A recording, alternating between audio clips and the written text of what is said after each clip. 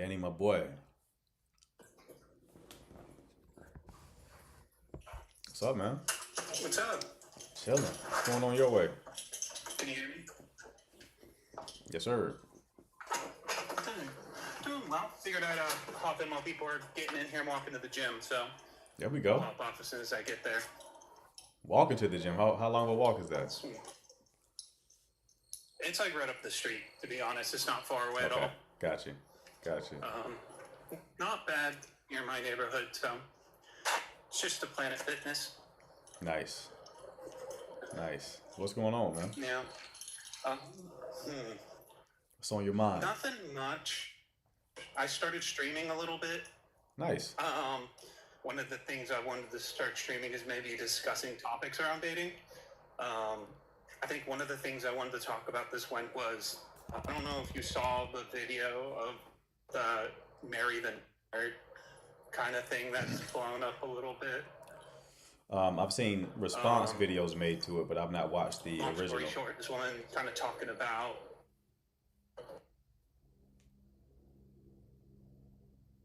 Uh-oh. I got some connection issues, Danny.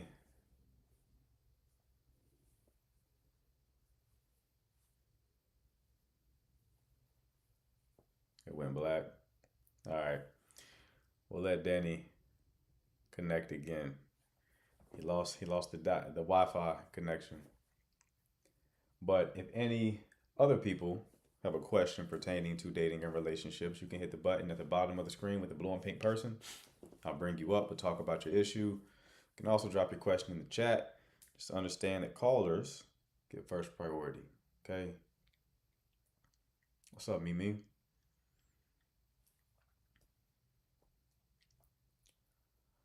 One more time. Is there a line between confidence and cockiness?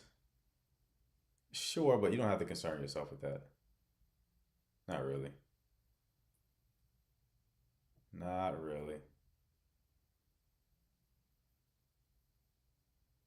I would say cockiness is like a tad bit performative. What's up, CC? So, like, if you're being performative, you're probably being cocky, right? But it's not going to hurt you too much.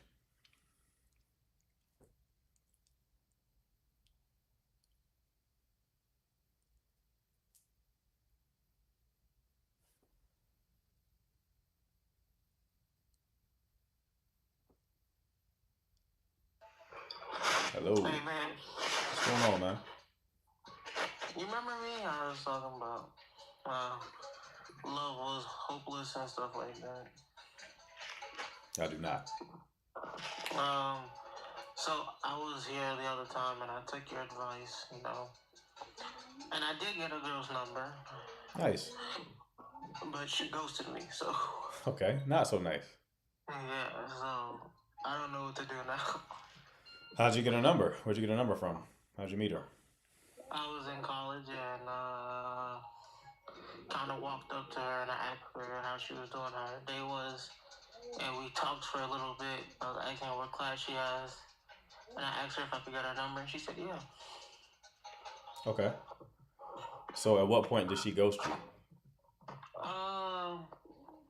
We were talking because right now it's about to be spring break. And I was talking to her, asking her what classes she had.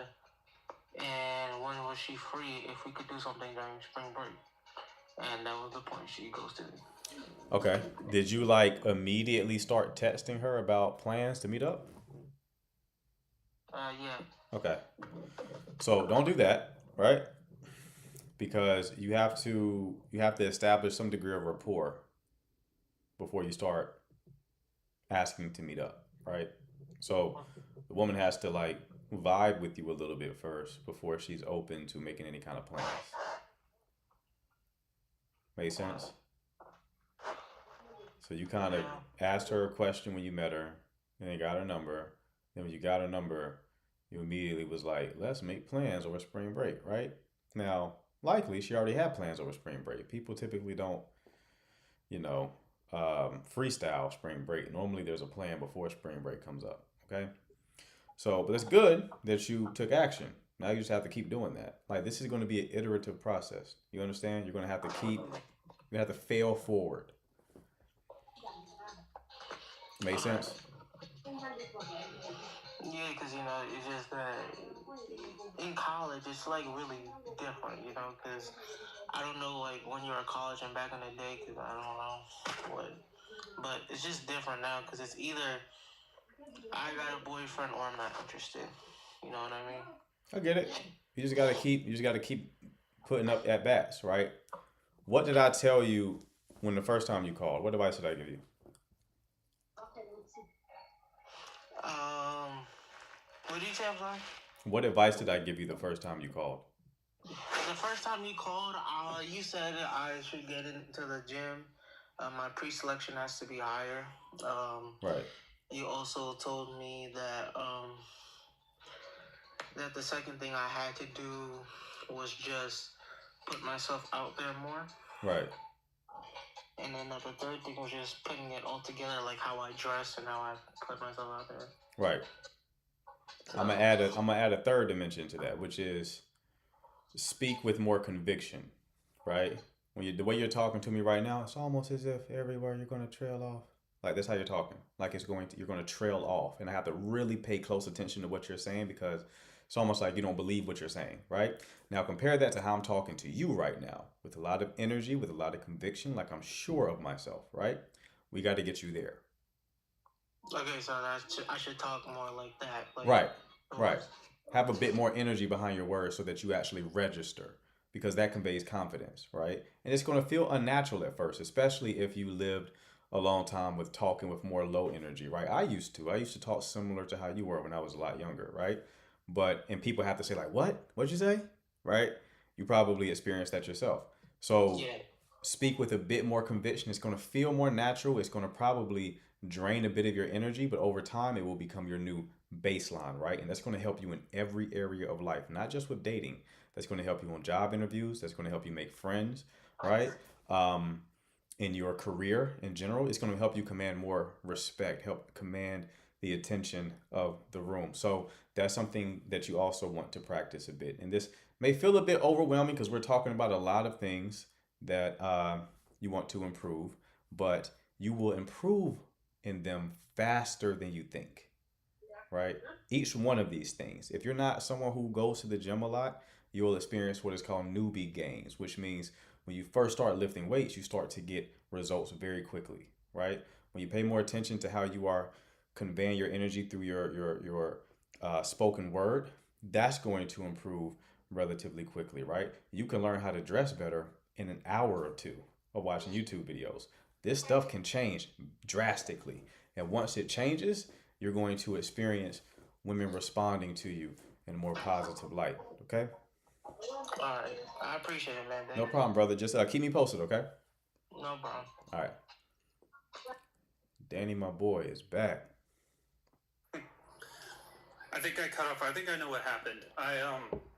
When I walk away from my house, it's on Wi-Fi, so I got far enough away and too far away from the Wi-Fi, and it didn't cut over to data fast enough. But I kind of rambled. I wasn't paying attention, so I don't know where I left off. Oh, we lost you very early. As soon as you left the driveway, you was going. Okay. Well, I did make it to the gym here, so I could call back on my way back. Let these other guys in the queue get their questions asked. No worries, brother. Have a good workout, man. Cool. I'll talk to you later. Peace. All right, Johnny, what's going on? Yo, what up, bro? You hear me? Yes, sir. How you doing? I'm doing good, man. I'm chilling. All right, what can I do for you? I had a question, bro. I've been pulling mad baddies, bro. All right. But they be ghosting low-key instantly, bro. That's just crazy. You said they ghost you instantly? They've been ghosting. Ah, okay. So how are you finding them? Like ghosting.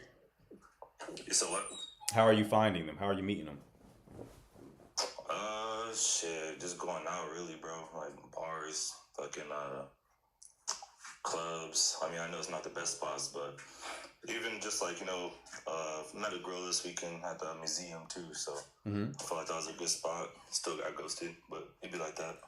It happens. It happens. So when you meet them out in the bars and clubs and stuff, like, what's the energy like? You talk to them for a bit and then get their number, or what's going on? Yeah, yeah, probably like a good like 2 to 5 minutes, just to get that like the rapport, Right. making them laugh, spiking their emotions, all that good shit. Right. And then it kind of just, and I can see where I go wrong a lot of times. I'm not gonna lie, like sometimes I might invite them to hang out too soon. Maybe I take too long, but over this happening so many times, it's like, okay, It's annoying. I can't be fucking up that much. No.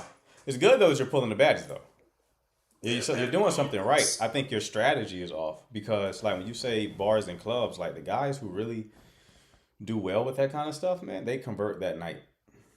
Like they're taking women home with them that night because in that type of environment, when they're somewhat intoxicated, even if they're just one drink in, when they sleep that off and the next day has begun, they're almost a whole different woman, right? They may not even remember you after that. Yeah. So this, go ahead. That's what kind of like tripped me out this weekend because I pulled feels like a solid 9, bro. Right. But she texted me the next day after I texted her. She like, we're going back and forth, just having like just playing for banter, fucking around, and then she sent me a picture of us that her friend took, and we're like hugging on each other, like locked in. So Right. And then I give the museum that example too, just like show the opposite polar side of like just going to the clubs and all that shit. So Okay. So there was at least one woman that you met in the club environment who, the next day, she was texting you and sending you like a picture of the two of y'all together. yeah, Okay.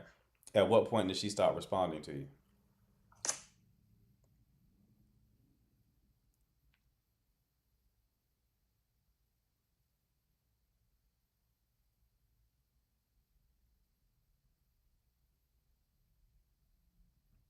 Let's see if he reconnects.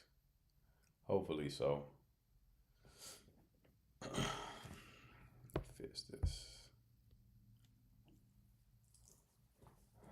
Maybe she was tipsy. Fair. It's a fair assumption.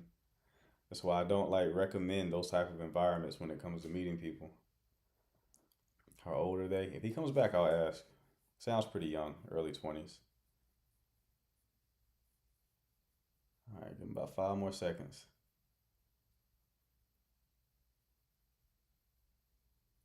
All right. Come back up, buddy, when your connection improves.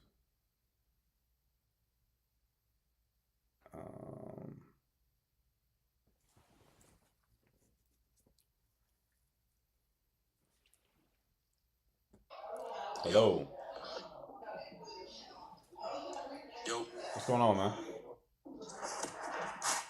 do you give good advice on like high school stuff? At times it depends. What you got going on? Yeah, long story short, this girl left me undelivered, Okay. and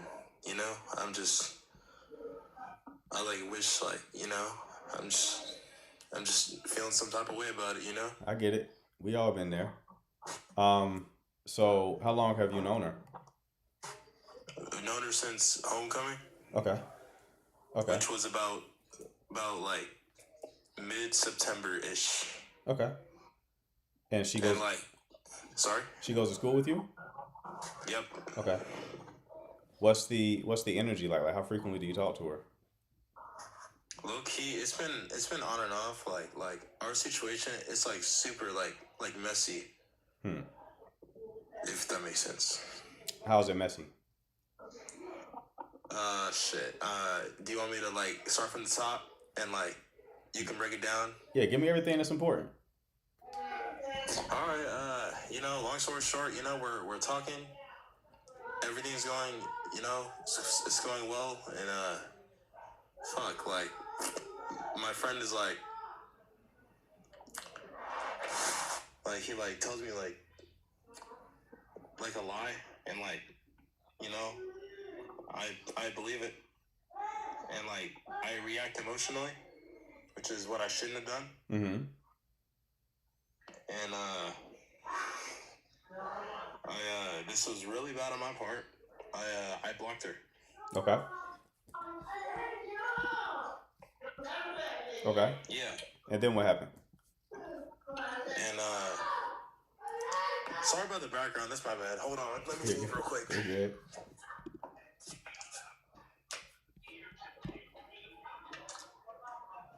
Alright, so yeah, I block her, and then after some time, like I realized like what my friend said it wasn't true, and like I unblock her, and like I text her, and yeah, I get left undelivered. So then I leave her alone, and then I apologize. Okay. So she's leaving you undelivered because you overreacting to a lie that your friend told you. Yep. Okay. And you're But there's more. okay. And yeah, I apologize, and I probably shouldn't have done either, but like it was like a long text.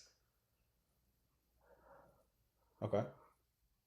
Yeah, so, I sent the text, and she said it was alright, but like deep down, it probably wasn't. Right. And it's just been on and off. We see each other in school all the time. Right. And like and like sometime between that time frame, I since she left me undelivered the first time, before I apologized, I unfollowed her, and that was just me acting emotional again, which is again what I shouldn't have done. So like a couple days ago, I decided to follow her on Instagram, and a few hours later she follows me back, and yeah, and then I decided to text her. I say word for word.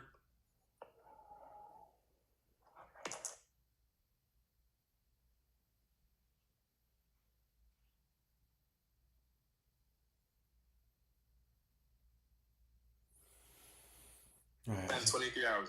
Okay, I didn't hear any of that because you closed out the app. So what'd you say again? Oh, my bad. You're good. I said word for word, hey, we haven't talked in a while. You crossed my mind, and I was curious how your break has been. And yeah, I got left undelivered. Okay. All right. So what's your question here? Do you think it's raps? I would treat it as such, and I would just talk to other girls at school. All right. The beautiful thing is with young women like that, you talking to other girls at school, it may have her come back around to you. She about to graduate. Well, yeah, you probably could, brother. You can't do anything. You can't force her to. Yeah. I'm not forcing her nothing. So considering that she's about to graduate, the timeline is not in your favor. If this was like, something you had more time with, you can kind of like make it work in your favor. But right now, she's probably actively detaching. But I mean, it's a lesson learned. There'll be other women. You're young. Yeah, she be posting too, and yeah. Just don't reach out anymore. It's not on you to reach out anymore. Okay. Do you think I made like a fool of myself? I don't think you made a fool of yourself. You didn't do yourself any favors either, though. By being reactive, like you want to respond, not react, right? So that means that you want to see what is the best response in this situation, not just do what your emotions tell you to do. So that would be the ultimate lesson here. Yeah. Okay? Okay. All right, brother. Best of luck to you, man. All right, thank you. Mm-hmm. Yeah, he did well by apologizing. Taking some accountability.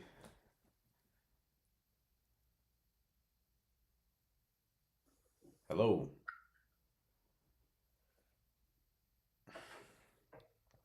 Hello?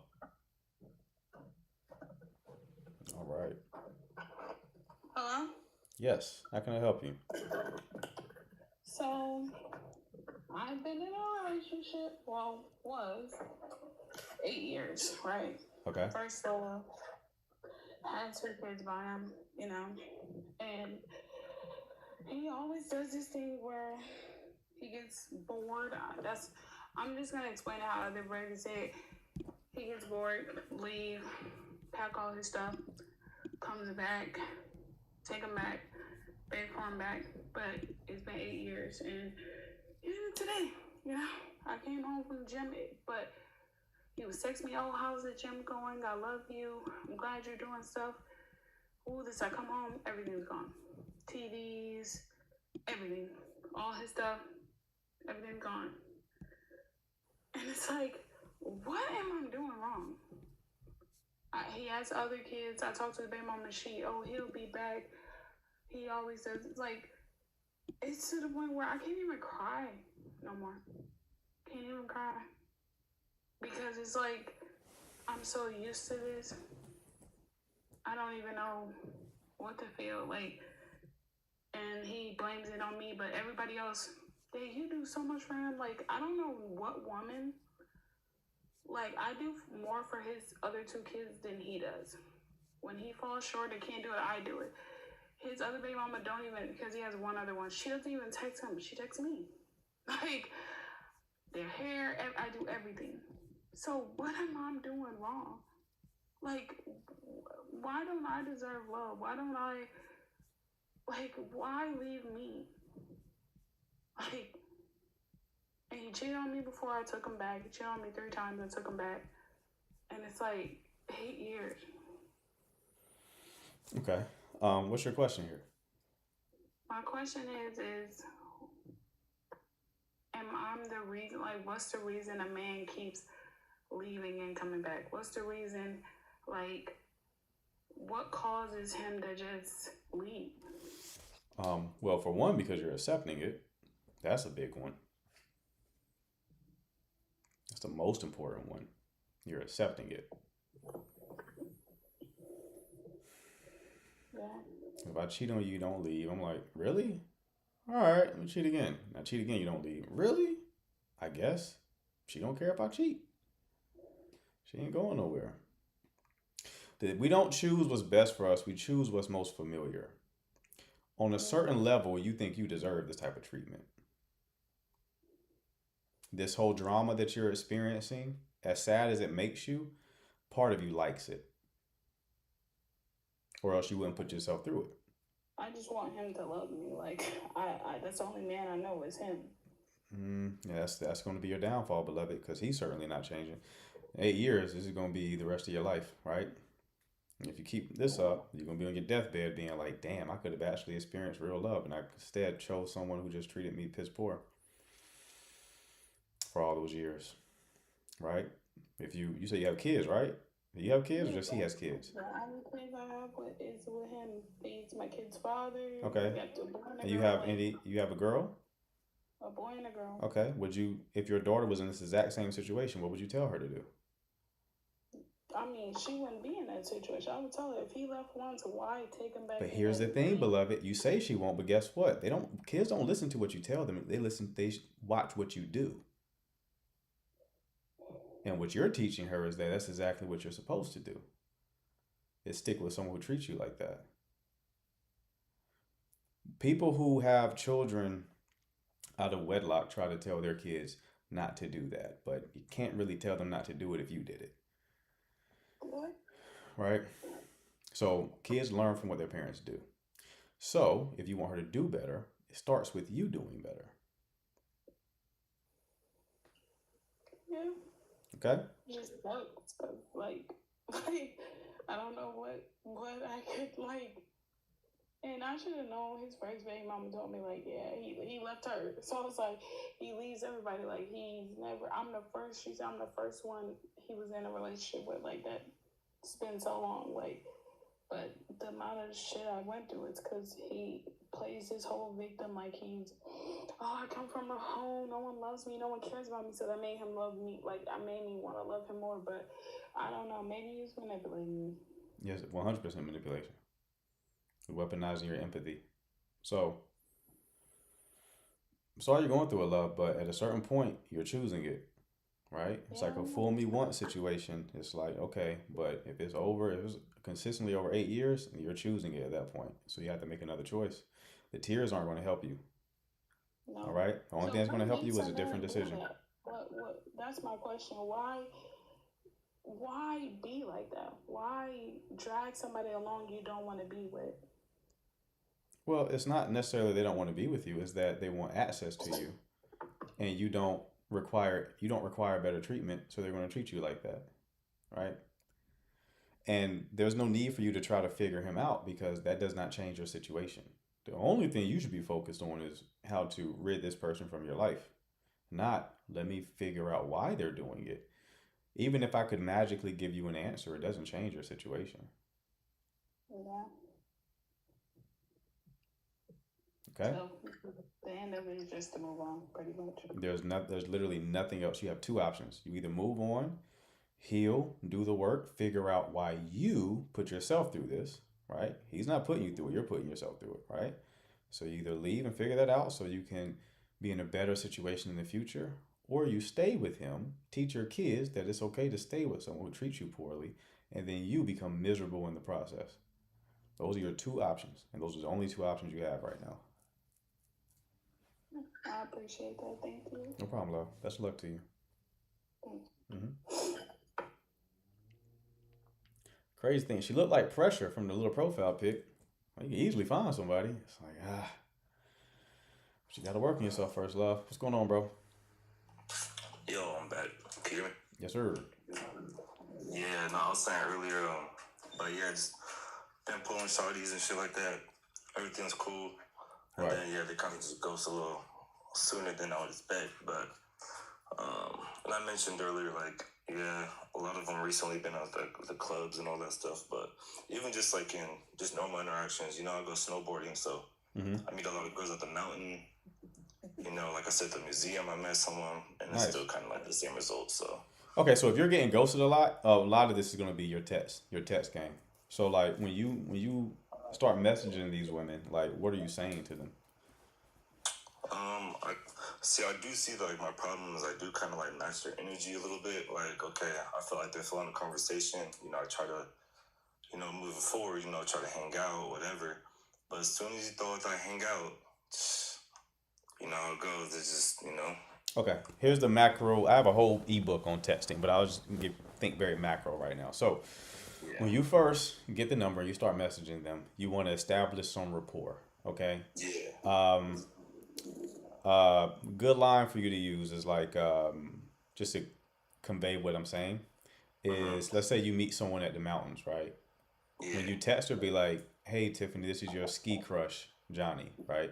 You call yourself her ski crush, right? That's going to automatically start the conversation off on a playful foot. So you establish a vibe, then you start to find things out about them, right? A good way to find things out about them is to do what is called cold reading, which means you start making playful assumptions about them. Instead of asking them what they do or where they live, what they're into, you just guess. You're giving me a vibe like you're from this place. Or you give me a vibe like you're like a nurse. I bet you're a nurse, right? Yeah. Right, when you do that, one or two things are going to happen. Either you're going to be right and they're going to wonder like, "Why? How did you know?" Right? Or you're going to be wrong and they can't help but to correct you. But when they respond to that, they're going to respond like with a lot of words, and that gives you more to work with. That solves the problem of the conversation being dry. Okay? So when you start making cold reads, that directly solves the problem of the conversation being dry. Okay?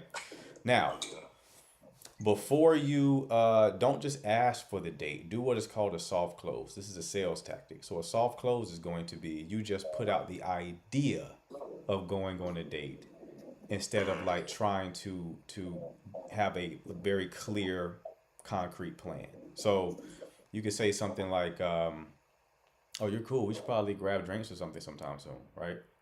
You're just saying grab drinks sometime soon. You're not talking about a venue. You're not talking about a day or anything like that. That's a jab. It's a feeler. It's trying to figure out where she's at, right?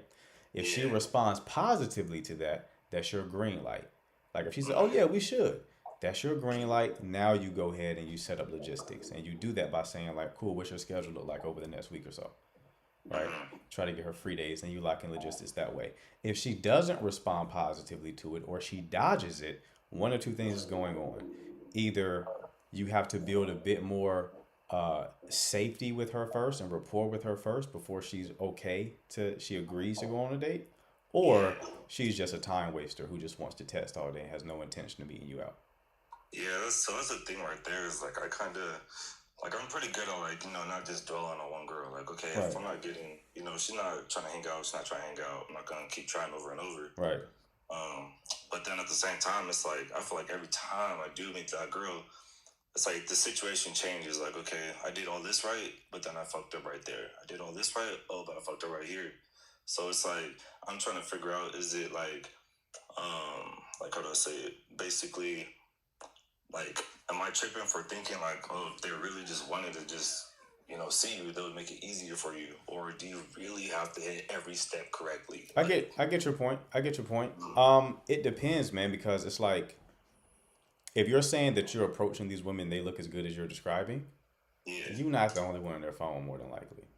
of course, So it's like there is no real urgency to see you. exactly. You see what I'm saying? So you kind of do have to put in a bit more work at the beginning. When you get on the date and she and y'all really vibe, you'll see her likely start to invest a bit more. It's like the women don't like you immediately. Like you'll see a lot of people making content like, if she likes you, blah, blah, blah. I agree, but she has to be exposed to your personality before she even decides she likes you, right? Like you don't know you like a shorty until like you spend a little bit of time with her. You may like how she looks, right? You may say she looks good, but you don't know if you like her, who she is, until you spend some time with her, right? Yeah, 100%. Women are the same way. They have to spend a little bit of time with you for them to kind of like know they like you. But it's like on our job to smoothly escalate the process to kind of create the conditions for her to actually go out on the date. If you change your text game to what I'm saying, like I'm assuming your initial conversation is smooth. You're getting a lot of numbers and you're getting beautiful women to give you their numbers. Exactly. So there's no problem there. It's the texting portion. And a lot of this is like you matching energy. But if you use a couple of these tactics, if you do the code reading thing, if you start the conversation off on a playful footing, you do the code reading thing, and then you soft close first before you hard close, I promise you'll see yourself getting more of them out on dates. Okay, so I got like one or two more questions if you got time, but Go ahead. so basically, like, how long do you think that should go on for texting wise before you try to like ask them out and stuff? I know it kind of varies, but at the same time, you don't want to put too much energy into that before it's like, okay, we talked for 3 days straight, and I asked her out, I get ghosted. Yeah, I won't It's even like, say okay, I won't should even say waste 3 this days. day? Like it should be like the texting thing should very quickly go to a date. So it's like there's a couple of micro goals you want to establish. So when you first your first goal when you meet a woman is to get her to talk to you. Then it's to get the number exchanged, and then it's to get her to respond, right? So when you start texting her, the first goal is a response. Then the second goal is for her to invest into the conversation, meaning not just give you 1 or 2 word responses. The more she writes, the more emojis she uses, the more Y's she put beside the word hey, right? These are all good indicators that she's leaning into their connection. So you want to read where she's at. It's not a matter of how much time. It's a matter of where she is psychologically. That's good. Maj, can we clip that for content? Put a pin there. So you want to see where she is you want to read her. So if she's writing a lot, if she's asking you questions about yourself, she's in the psychological ready state for you to make the request. If she's still giving you 1-2 word responses, she ain't there yet. So either you gotta get into your bag and start to ask her more interesting things or give her more interesting things to respond to kind of get her to lean in, or just write it off as somebody who's not worth your time, right? Yeah. Okay, that makes sense. So it seems like I'm basically like there already. It's just just minor tweaks. And Yeah, shit. just tweaks. As soon as you came on the live, I'm like, this is just gonna be a few tweaks for you, and then you're gonna see like a rapid change in like how things work out for you. Yeah, because you know the girl is telling you right now, bro. She is super invested, but you know I can understand that one might not work because I did meet her at the bar, so I get that. Right. So I'm gonna let that one slide, but I got you, bro. Yeah. So keep me posted on how it goes, though, bro. All right. Okay, bet. Yeah, good All right, looking, big bro. dog. No problem. You take care. All right, you too. That was a good call. I'm glad he came back. Let me go ahead and bring Breezy Bree up. Breezy Bree, what's going on? Oh, can you hear me? Mm-hmm. Okay. My computer just. My question is like, okay, so they're like my job, and he's like, I don't know. It's just weird. Like when he's around, it's like he freezes, and when I'm around, I freeze. And I'm kind of like intro extrovert, so like. When I'm like, I talk to everybody else, I'm like chilling with everyone on the job. Like, we're cool. And then when he's around, I don't know. I just can't talk. Like, I just freeze. I just don't know what to say. Like, I don't. And like, he'll do those little initiations, like, how's your day going? Or like, he'll do those, like, just a small talk to see, I guess, kind of like how I am. But I answer with one word. It's just like I know it's me. Like I think it's just me. It's just I don't know. It's like how I feel around him. It's just I don't like it. Like why can't I just feel normal? Like I just don't know why I freeze up when he's around. It's just like okay, whatever. So like how do I like be chill and like communicate? Like just I don't know. Like he's a normal person. Like I don't know what it is. But Right. yeah. I mean, that's a tough one. So this is someone you got like a crush on? You're attracted to him? I don't know him. I mean, it's just kind of like, yeah, he's, oh my God. I'm not going to put a label on it. I have a crush. He's attractive. Okay. So you're attracted to him. Okay. And you don't want to you said he's freezing around you too? Yes, he tripped over his own foot. And then I laughed, but like, I'm sorry, like, what is going on? And then when I was walking past him, he froze. And then I just froze. And I was like, that was awkward, but I don't say anything. It's just the tension is there. I just don't someone has to be chill, okay? Right. So y'all like in a sitcom. This is like That's So Raven or some shit. All right. You always bringing up Raven. How old is he? Do you know? He's the same age as me. Which is 25. 25. Okay. It's a tough one, man. It's a tough one. I get it. You know, you're both kind of socially awkward, at least around each other. I'll tell you what helps is because you're like in the freeze state, right? I'll tell you what helps. It's probably not gonna make that much of a difference, but just take very deep breaths when you're in those situations.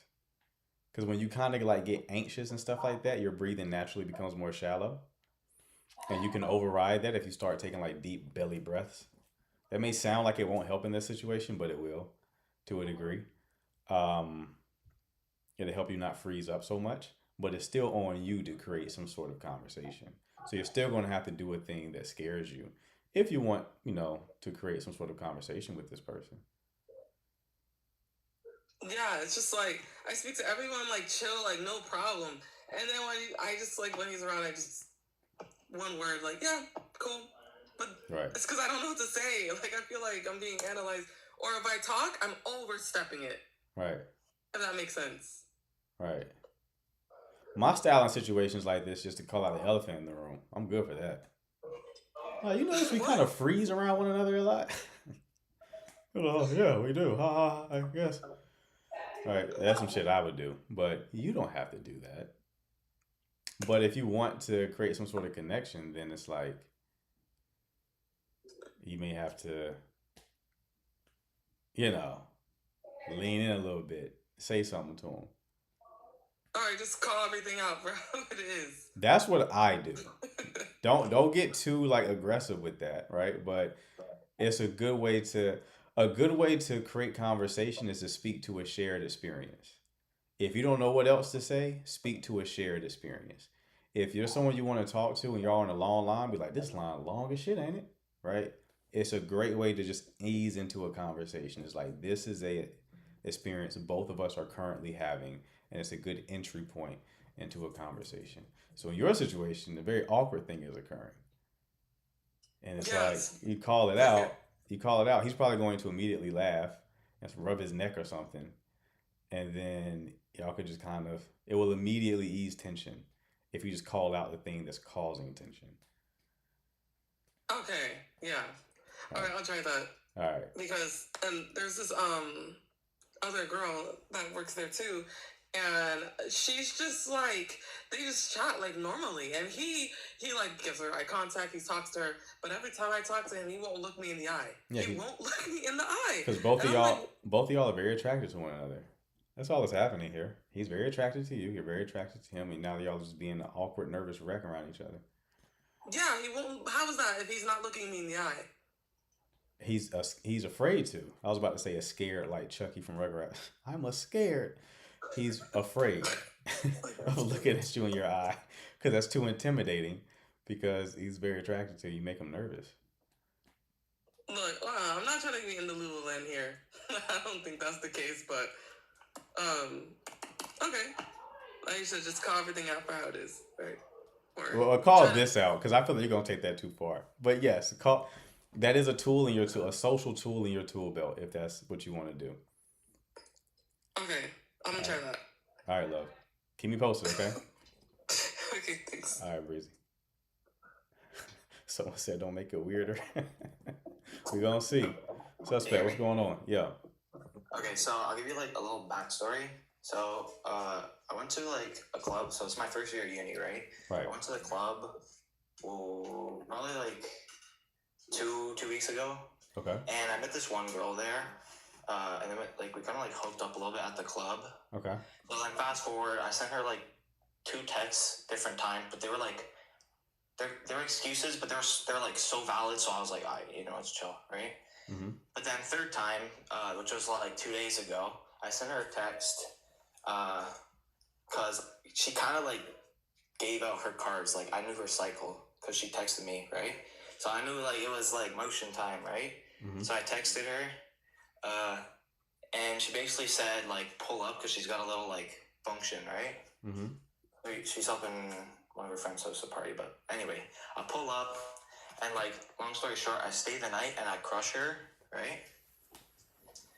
But it's been like 2 days since then. Like I was like 99% sure I did a pretty good job, right? Okay. But I hadn't heard anything from her, and then now, she sent me like literally like 15 minutes ago like an 8-ball. So I was like anxious all day and shit. And she sent the 8-ball, so all that anxiousness went away because I knew because I've been texting first every single time. Now Right. she want me to come back, right? Okay. So my question is like if I keep going back, because obviously like it's basically friends with benefits, Right. Is it a bad idea to like cuff her maybe or not? To cuff her? Yeah. How old are you two? We're both 19. Okay. And y'all met, you said at the club? Yeah, which is low-key like bad, but like I don't know. She's got like crazy vibe. What do you mean crazy vibe? You mean good or you like she's legitimately Yeah, like off? so good. Like after we, did our shit, like we were just talking like all night and stuff. That was really good. Okay. All right. And when you say cover, you mean like have a relationship with her potentially? Well, yeah, because like our semester, because like we're in second semester of uni, it's ending in about like a month and a half, and like I ain't gonna be able to see her for so long. Or I could drive down to her place, which is like 2 hours away, which is low key. Like I ain't trying to do all that, but you know what I mean. Okay. When does the semester end? So actually, low key, like end of the next month. End of next month?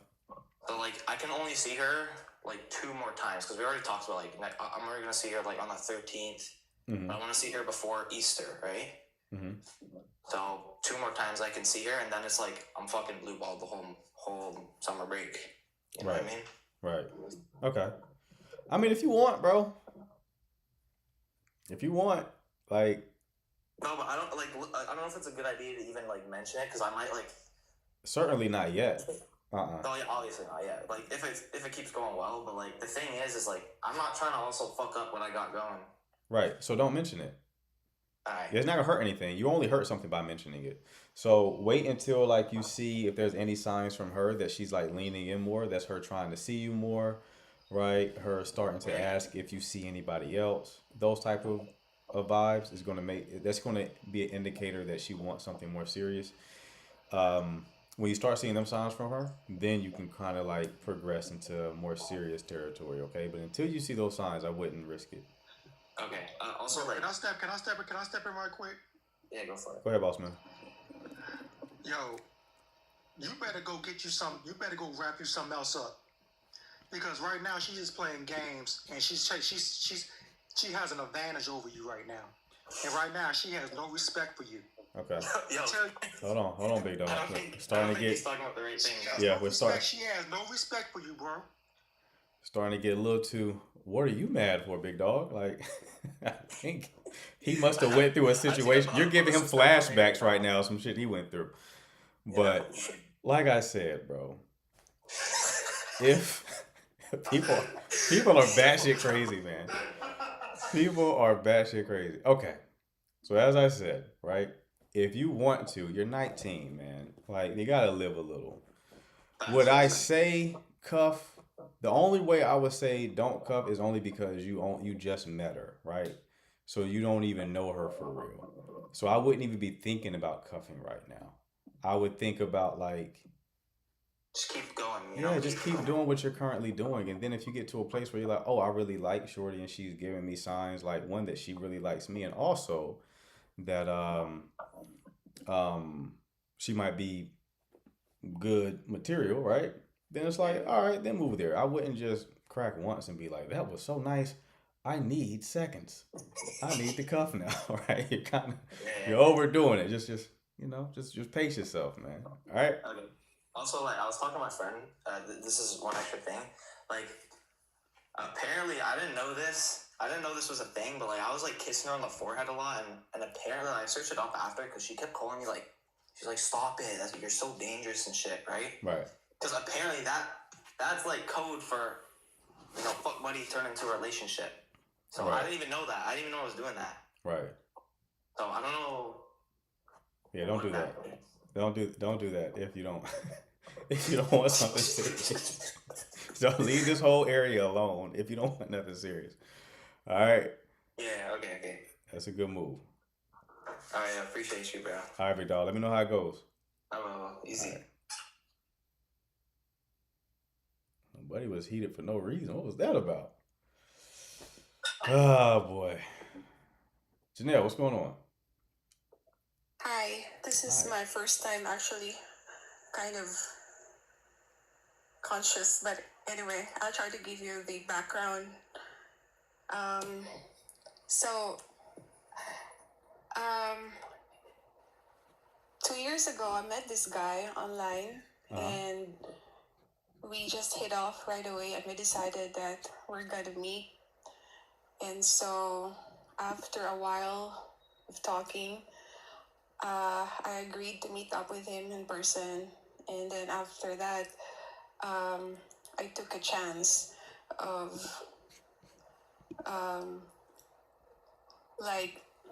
trying it out with him. So I'm not from the U.S. I am from Asia. Mm-hmm. So when I came back home here, he asked me if I could come back to America, and I did. In fact, he paid for my trip. And so I stayed with him for a month, and everything was well. It was really so great being with him. I felt like we really was a match, except, well, I mean, we really get along. We like a lot of things. We both love to do the same things. except that I noticed that he seemed to be a little bit there are some days where I feel like he's distant, like he's hiding something. But I could just not determine what it was. So because I was so curious, because he seemed to be a nice guy, I did try to stalk some of his friends from his Facebook, which I never really had many. And I found there one lady, a very young one, from my country too, that he exceptionally did like, but I did not feel it would be that person because the girl was too young. And so after a month of staying with him, I came back to my country.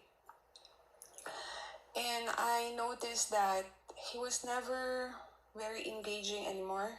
He would never really make so much effort calling or, you know, making some follow-ups on how it was, but which was very ironic because when we were together, we were just really happy. So during this time, I felt something off from him. Timely, my father was also sick, and he Real never quick, did real even quick, bother Janelle. to. Real quick, Janelle. Excuse me? They put a timer on you for 2 minutes, and it just elapsed. So we got to get to the question really soon. Okay. Oh, okay. So anyway, he came back with well, I found out he was with that girl, that young girl, and then after a year dating with that girl, he came back to me trying to reach out, you know, flirted and offered again for me to come back. But then I found out that he's with a girl again. So my question is, why do you think would a guy be doing such thing, like giving you some wrong signals? And it just really so devastating because I was kind of really serious and um, you know, I had good intentions with that person. Your question was why he Uh, dated you, and why? then Yeah, why also, would a guy, or I just don't know if the guy. What do you think was the intention of the guy? Because right now I really have so mixed understanding of what is going on in his head. Like, why would he do such thing? In fact, when he came over here to meet the girl, he also, I mean, to meet me, he also meet up with a girl. And then after I think of weeks of with the girl, he came to see me too, which I just found out later after. So, and then went back to the States, come back here again with the girl finally at the time, this time. And until just very lately, he reached out to me and tried to make some connection. But after some months, he faded again. And then I just noticed that he changed his profile and he's with that young girl. But then the thing was like when he reached out to me, he asked me, you know, to help him out in selling, you know, a property that he owns here in my country. And he gave me that full authority, and I wonder why he did not give that authority to the girl that he's with. So that's my question. My question is, why do you think a guy would do such thing, giving you mixed signals, even trusting you with so much, but then only later on finding out that he's still with a girl? okay, all right, just breathe. Yeah, Just breathe it's for a just kind second. of, you know, devastating and kind of hurting on my part because I was Okay, shh, very Janelle, I was having good intentions. I got you. Okay. And by the way, He the guy is wanted. 65 years old. I'm 54, and the girl is dating right now is somewhere around 32 plus. All right. Okay, love. That's enough. Thank you, Hannah. All right. Surprise! I didn't know the ages were like this. So it is surprising to see that you are that age asking this question. Because I would assume that you were aware that a lot of guys want to just sleep with a lot of women. That's just it's not super complicated. It's just they want he saw you, was like, oh, I would like to sleep with her. And he saw the other one, was like, I would also like to sleep with her. And that's what he wanted to do, right? You're not thinking about like your emotional experience or how what your goal is and what you want out of life and you dreaming of a life together. No. Just thinking about that ass. And only that ass for the most part. And that's what happened in this situation. Okay. But this isn't for you to just beat to death and analyze it to death, right? It doesn't need that. It doesn't need that energy. It doesn't need that effort. It is just best for you to move on simply because this isn't one, it's not complicated enough to waste all this mental effort on it because it's really that simple. You just want to sleep with both of you. And two, it prevents you from moving on to somebody who actually will give you all those things that you want, will build that life with you. You understand? Does that make sense? I agree. Yeah. All right, love. I wish you the best, I okay? guess I'm just from a different culture, so I'm not used to this kind of I get you. things. That's fair. That's fair. But Thank you. no problem, love. I wish you the best, all right? Have a good one. I want to know what culture do guys not act like that. I don't think. I don't know. I don't know. Looks good for 54 though. I didn't like make her pick bigger, but from the little circle I saw, would not have guessed 54. Good on you. Got a good little skincare routine going on, putting on that sunscreen. I see you.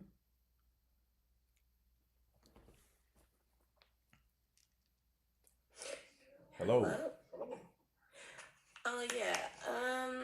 I was debating whether or not I was gonna get on. I'm sorry. Yeah, well, I have a problem going on. Okay. And okay, so I was in a relationship for 2 years, and what could I say?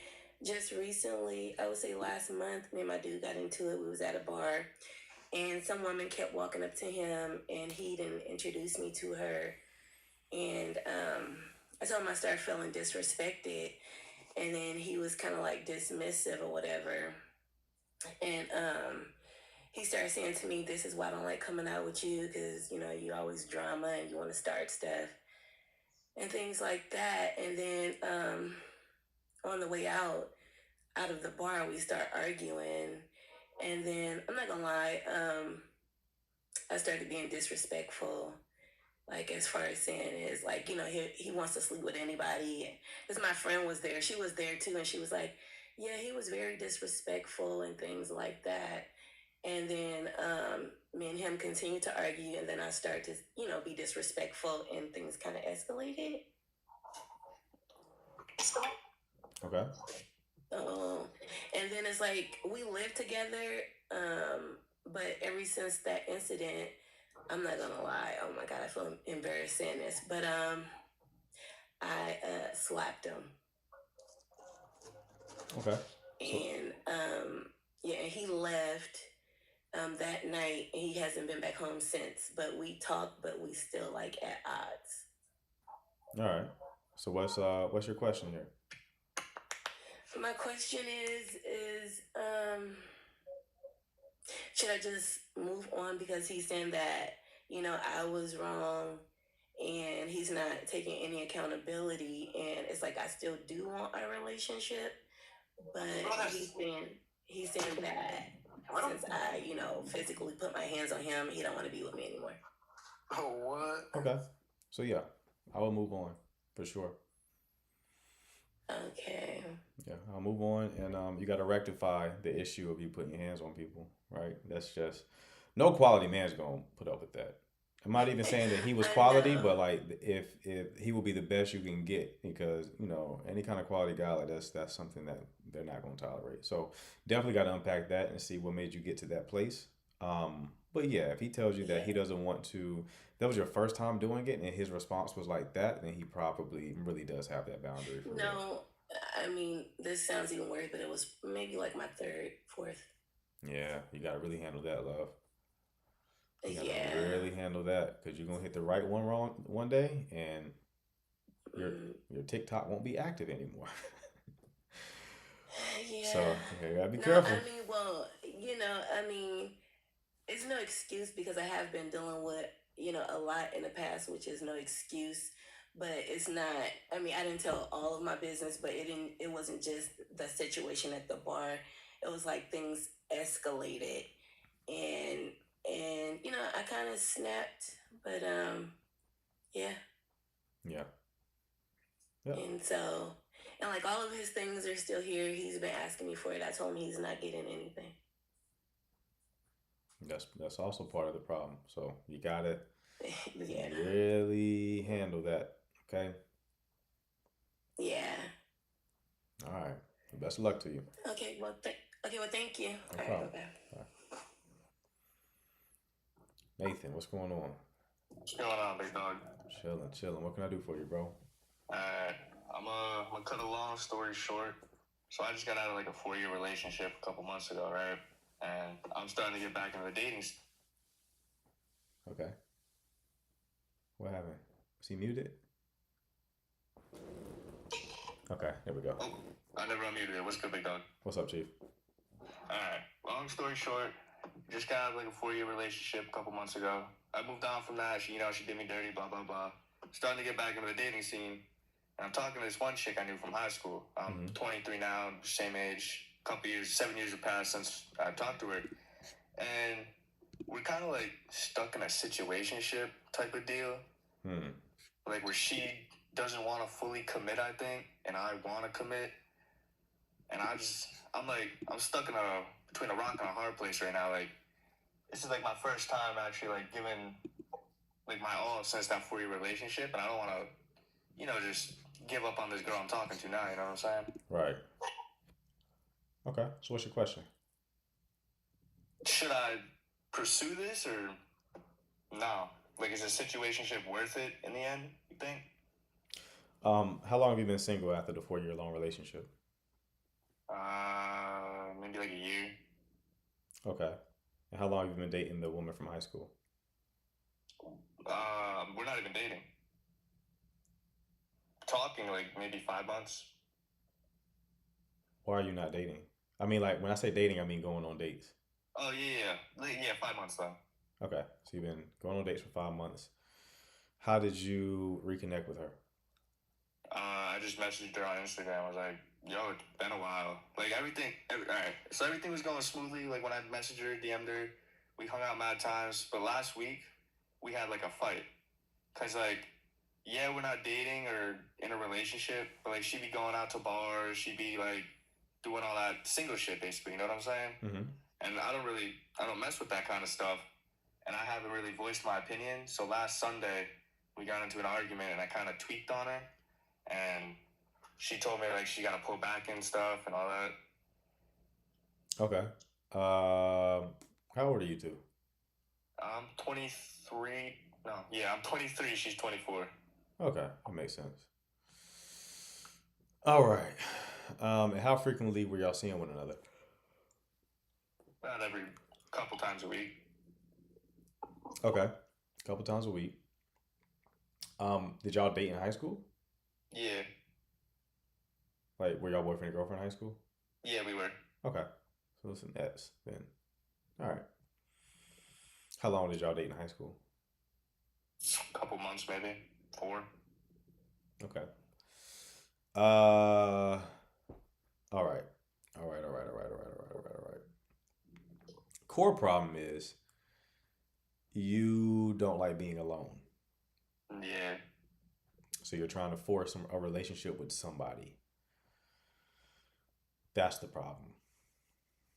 You have to be okay with being alone. You were in a 4-year long relationship, and then you almost immediately double back to somebody who you had a romantic connection with, and now you're trying to force a relationship with her, and you even have expectations of her that you don't really get to have unless you're in a relationship.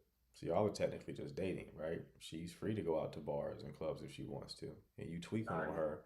Yeah, you're right. Right? You're putting the cart before the horse, right? So she's viewing you as kind of needy, and that is very unattractive to women. And that's what I've been doing. Like, I've been trying to, like, I noticed that myself. Like, when I tweaked out last Sunday, I was like, I need to, like, chill out for a second. Like, I'm not even dating this chick. So, like, this whole week, I haven't really texted her. You know, I've been doing, like, just backing off, you know? Mm-hmm. Yeah. So, I mean, growth for you would be being alone, to be honest with you. I'm not telling you to end things with her, but I would tell you that 5 months in, if she doesn't want any kind of commitment, she's probably not going to want it at all. All right. This is probably just fun for her. So if it doesn't work out, then I would say give yourself some time where you don't talk to nobody. Like, put yourself in a situation where you actually enjoy your time alone. Because once you get to that place where you enjoy your time alone, when you do meet somebody, you won't put so much pressure on them because you're not afraid of what will happen if they don't choose you because you're okay with your own solitude. It's a powerful place to come from. Right? You learned that lesson here at 23 years old, you're going to be unstoppable in your mid to late 20s. Yeah. I guess that was my whole point. That's my question. All right, brother. Well, best luck to you, all right? I appreciate it, man. Thank you. No problem. All right. Super. Hey there, can you hear me? I can. How are you? I'm fine. How you doing tonight? I'm good. You don't sound fine. What's going on? I had a lingering cough. Oh, okay. Yeah, don't mind me. Okay. All right, so I'm trying to formulate my thoughts for like my question, right? Because I want to lead with a question. There we go. And just to like preface real quick, so I did come up here before on my job page, right? And I was talking about how I wanted to purposefully date long distance. And you almost read me for filth, so don't read me for filth tonight, please. I got you. What's going on? All right, so I'm basically at the cusp of 40, right? Mm-hmm. And I've been talking to someone who's in their mid 60s, right? And now, chat, don't start going in on me. What? Yeah. Okay. I know. It's not the guy from Age of Attraction, is it? No. All right. No, I promise. But I've known him since like maybe summer, and we were cool. So then he asked to take me out on a date. So I'm like, all right, whatever. But I would consider us still being in like a talking phase, even though I went on that one date with him, right? Mm-hmm. So I made it really clear from the beginning that I'm not interested in like any type of physical stuff with him like that, especially not so early on. But I don't know. He's just been getting on my last nerves, like, honestly. And there's so many different factors, right? So, like, for example, he gives completely unsolicited advice. Like, he talks to me as if I'm like his mentee or something. And I know that he like mentors like youth and things like that, but it's not like I'm 15, 16 or like 18. I'm not talking to him for advice. And then on top of that, I feel like he's just overall, like, he makes assumptions about what I'm doing if I don't answer the phone, right? But I'm very busy. So, like, I have 2 full-time jobs. Okay. So one of my jobs, I work as a chief strategy officer. The other one, I'm a recruiting partner. So I'm constantly on the phone for work. And then I have a son. So I'm busy. So if I don't answer the phone, it's kind of like I'll get back to someone as soon as I can. And I always make sure that I lead with that. But he just complains and makes assumptions. Like, maybe last week, maybe on a Wednesday or Thursday, he was just like, oh, I see you didn't answer the phone. I know you were out. You were probably out with some men. And I'm just like, yeah, what are you talking about? I was asleep. And it's like, I don't want to over-explain myself. I don't find that it's necessary for me to keep saying the same thing and reiterating something, especially to someone of that age. And then, so between those 2 things and then just complaining in general, saying I don't have time to like go out with him. But I don't have the same schedule that he has. And I don't want to go out all the time, like, to be honest. And I was, like I said, I was very open and honest about that from the very beginning. So, I don't know. And I think that, like I said, we're still at a talking stage to me. Like, I think there's talking, then there's dating, then there's like exclusivity and being in a relationship. And it's like he's trying to skip and just jump to like relationship. And I'm kind of like, what are you doing? You're going out of order. So either way, my question, which I should have led with, so sorry about that, is do you think it's more so like a generational thing, or is it like a mismatch in regards to like boundaries and expectations? And do you think that some of the things that I mentioned, do you think that they're like red flags? Because I find that they could be, especially when it comes to like boundaries, crossing like the boundaries that I've already stated that I had, and then being so like quick to jump to conclusions all the time about what I'm potentially doing. And honestly, like, let's say if I was out with someone else, what would that have to do with him? Okay, so I don't know. you consider that y'all are talking right now, Mm-hmm. not And dating. I made that clear too. Okay, and so y'all haven't gone out on any dates. No, we went out on one. Okay, so y'all are dating. See, I still counted talking because it was just one. It was just one date. How long have you been entertaining him? Like 2.5 weeks. I don't feel like that's that long. It's not. So y'all been talking for 2.5 weeks. Been on one date. How long ago was the date? You said how? How What did long? you say? How long ago was the date? I want to say maybe like a week and a half ago. Okay. Has he asked you out again? Yeah. What having y'all going on a second date? Well, all right. So with the second date that day, I ended up having a family emergency, right? And I ended up having to like drive like across the state or whatever. So I told him, and then we were supposed to reschedule. But then the day that he wanted to reschedule, I had a busy day with work. And so, I mean, it basically is what it is there. Okay. And when you said that when you aren't reachable, he's assuming that like you're out on a date with somebody else? Yeah. Okay. Or I'm outside. Okay. So what is your goal here? Like what are you trying to, what would you like to happen? I mean, right now, just like I said, if I'm thinking that like we're in a talking stage, I'm still trying to get to know you. Like I don't want to. For what? What are you trying to? Into What are you trying to get to know him for? I mean, I don't know. That's a good question. Now that you ask it, because I don't know. I feel like the more I get to know him, the less I like him. To be honest, I feel like his mentality is very immature. He reminds me, like, even though he's like in his mid 60s, like mentally, he reminds me of someone who's like in their early 20s. Okay. And sometimes how he dresses, like he had on some tight, like ripped jeans one day, and I was just like, "Where are you going?" Okay. And what do you think his goal is? Honestly, I honestly think probably to sleep with me. Just that? I don't think just that, but I think he's leading with that, like Okay. low key. So you said that the more you get to know him, the less you like him. So sounds like you should end this, right? Yeah, I think so. But the only thing too is that I see him often anyway, like in the community and passing, because of like different programs and things that we're associated with, like work wise. Mm-hmm.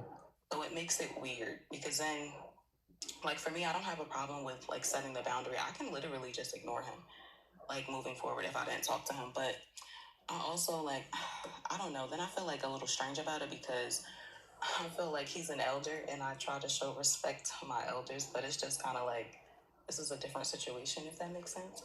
Mm-hmm. Okay. But you knew you were going to see him before you started entertaining him, right?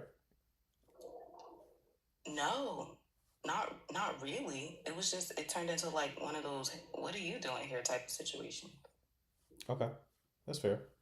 All right. Mm-hmm. I mean, that doesn't change the situation though, right? Like if you don't like him, then what's the point of continuing to see him? It's like you're wasting both of y'all's time. Right.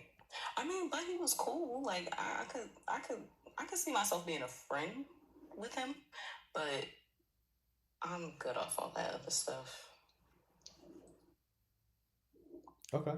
I mean, yeah, I mean, if you want to be friends with him, that's fine. But it's like, he doesn't sound like he wants to be friends with you. Probably not. Probably not. That's true.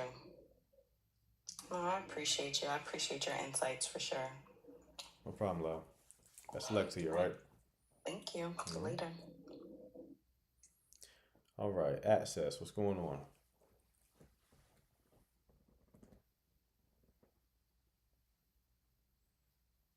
Access, are you there? Because you're muted. I'm so sorry. Do I have to turn my camera on? You don't have to turn your camera on, no. Did you have a question? Okay. Great. How are you doing? Great, how are you? I did have a question Mm-hmm. about dating. I'm great. How are you doing tonight? Good, good. What can I do for you? Can you hear me? Mm-hmm. I had a question about dating. So I guess I'm trying to figure out, like, in this dating world, I'm 43. Mm-hmm. And I feel like that even though I may be seeking somebody older, and I think the last caller, she was talking about an older guy. What is it about older men that I feel like they're insecure when they're dating people a little younger than them, or even like a lot younger? Like, it's super insecure for them, and it just makes it hard to be interested in dating, period. Like, the dating world is absolutely awful nowadays. What advice would you give me as a 43-year-old woman who has a 20-year-old son? Mm-hmm. What advice would you give me, like, when I am seeking to date people? Like, I don't care, older, younger, or whatever. Like, what advice would you give? It's too general. You gotta like tell me a specific problem you're having, and I can help you navigate it. Lord Jesus, where do I start? Communication. Lack of communication. Okay. I feel like just being in relationships overall in general, I have been the one to always initiate conversations, whether it's texting, calling, or making plans to go out or anything like that. I don't want to have to do that. Okay. Then why are you doing it? I guess I'm not doing it anymore. I mean, I'm not doing it anymore, but it's like, so now that I'm not doing it, it's like, yeah, there's nothing. I'm a bit confused. So why you're not doing it anymore? Cool. Why were you doing it? Because if I feel like if I'm interested in someone, then I know how to communicate, right? You know how to communicate what? Like you communicate that you want to go out on a date with them? Yes. Okay. Are you giving them enough time to initiate that on their end? Yes. I mean, it could be as simple like I meet somebody today and we're talking on the phone for 2 weeks, whether we're texting or talking over the phone.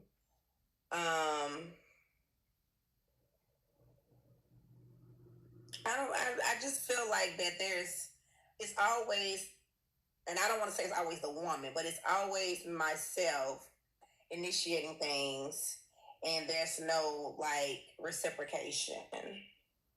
Okay. And it's only like, it's not just like I was saying, it's not older or younger, it's like both. How are you meeting these men?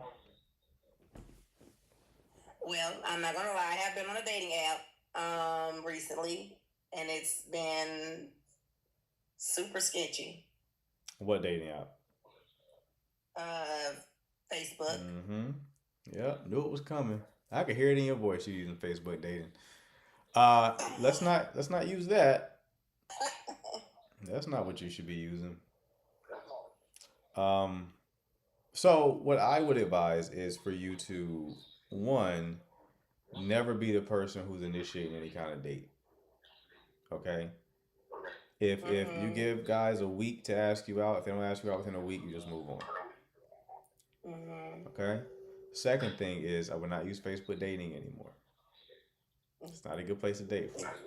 Okay? Right. So instead, I would treat this like it's a social problem, not a dating problem, right? How's your social life? What does that look like? I'm a homebody. Right. So you gotta not be a homebody in order to meet people, right? So the way that you do that is you put yourself in what I call static environments, right? Those are environments where you see the same people over and over and over again, right? Examples of static environments: the gym. If you go to the gym at the same time every day, that's a static environment. Church, school, your job. Not telling you to date within your job, just giving you an example of a static environment, right? Hobbies, clubs, where you can see the same people over and over again. You do that because when you see people over and over again, that builds familiarity, and familiarity opens the door to attraction potentially, right? That's why people could more easily date people they went to school with, and why so many people want to date their coworkers, because constantly seeing the same person puts them at ease with that person, and it allows them to kind of take all of them in.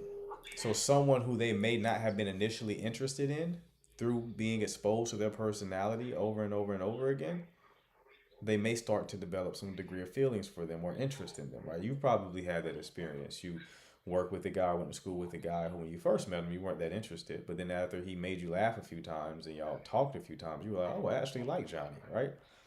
So you want to put yourself in environments where that can happen. That's not going to happen on a dating app. Dating app is essentially dumpster diving, right? Doesn't mean everyone on a dating app is in the dumpster, but it does mean a lot of people are who are on the dating app, right? Yeah. So that's why I would avoid that, especially Facebook dating. That's the worst one. Okay. Gotcha. Okay? Thank you. No problem, love. Best of luck to you. All right. Facebook. You can always tell when Facebook dating is coming up. Althea?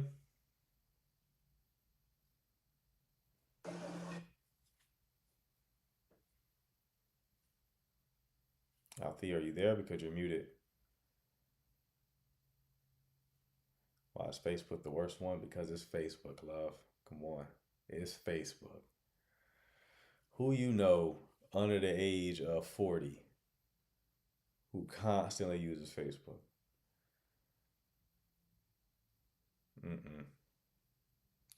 Don't trust it. Annie, what's going on? You're up.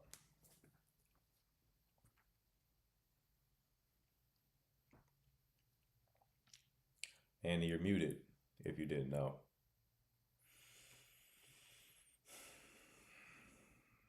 All right. Where my fellas at, man? We got all women in the queue. That's cool, but you know,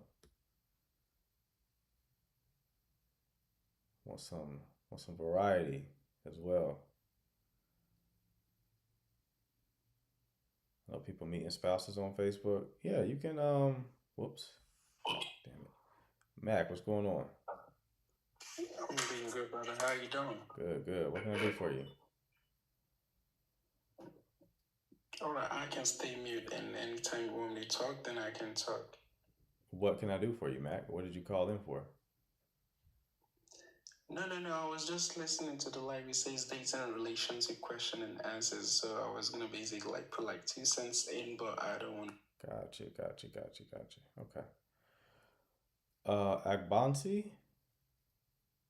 Did I pronounce that right?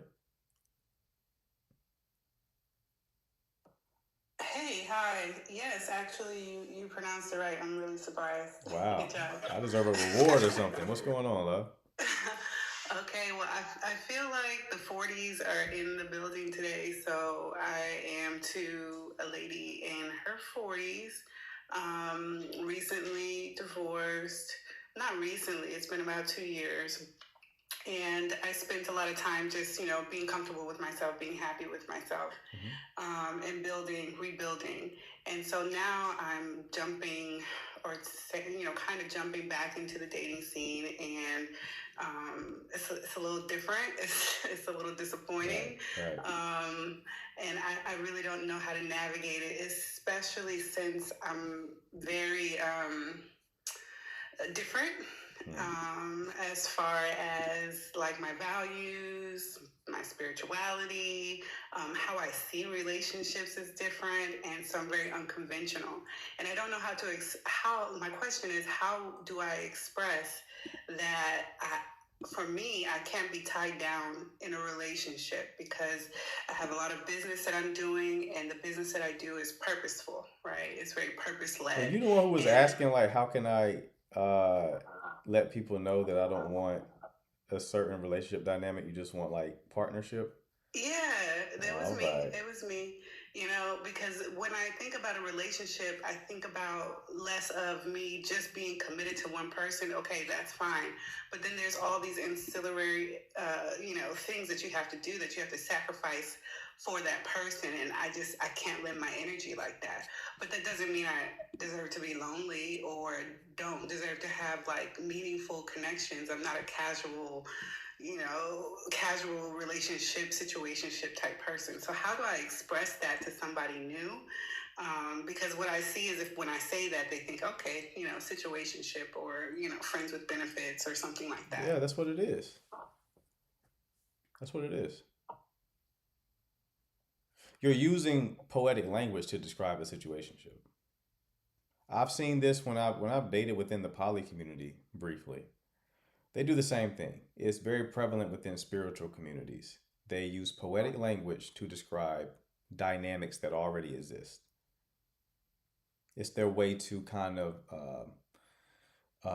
elevate it to a high consciousness type of perspective, when really it's just hedonistic activity, right?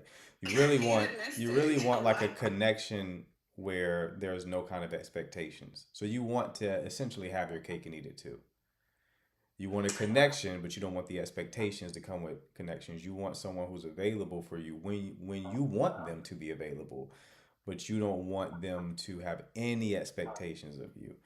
That is not a dynamic that you're going to really find like that, to be honest with you. That's why you're having such a hard time, because that dynamic already exists. It is called a situationship, or a friends with benefits, or a open relationship, or any kind of, not even an open relationship, because open relationships still have expectations there. They just give each other the freedom to deal with other people.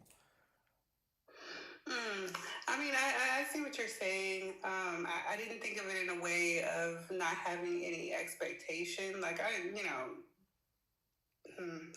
think about it in a way of not having expectation. Like, the way I thought about it was like, I'm not interested in getting married. I'm not interested in combining my life unless you're exceptionally complementary to that. I'm not poly, but I do have a different perspective based on tradition. So you don't want the hard part of the relationship, and that kind of it defeats the purpose of being in a relationship in the first place, from my perspective. Because from my perspective, one of the biggest, if not the main benefit of being in a relationship is it forces you to grow in a way that you can't grow outside of it, right? And when it forces you to grow, it's because you are doing the hard things. You're learning to compromise, you're learning to communicate. You're being with someone who's going to see you with more clarity than any other person on the planet, right? And that scares a lot of people, yourself included. All this other stuff about being busy is just a justification. You both desire some sort of profound connection, but you also are afraid of what that comes with. So you're trying to reinvent the wheel to be some sort of dynamic where you can both get the benefits, the good side of a relationship, and then mitigate or avoid all of the downsides of the relationship. But that dynamic doesn't exist. It just doesn't. Okay. So for what I want, you're saying that I should just say I just want a situationship? Yeah, I mean that's still gonna leave you quite unfulfilled. Yeah, because I want somebody that like, even though there's some type of relationship, there's a friendship, there's a partnership, there's a business arrangement. Like I do want depth. You're describing a relationship, beloved. Like that's what Hmm. that's what you're describing. That's what a relationship is.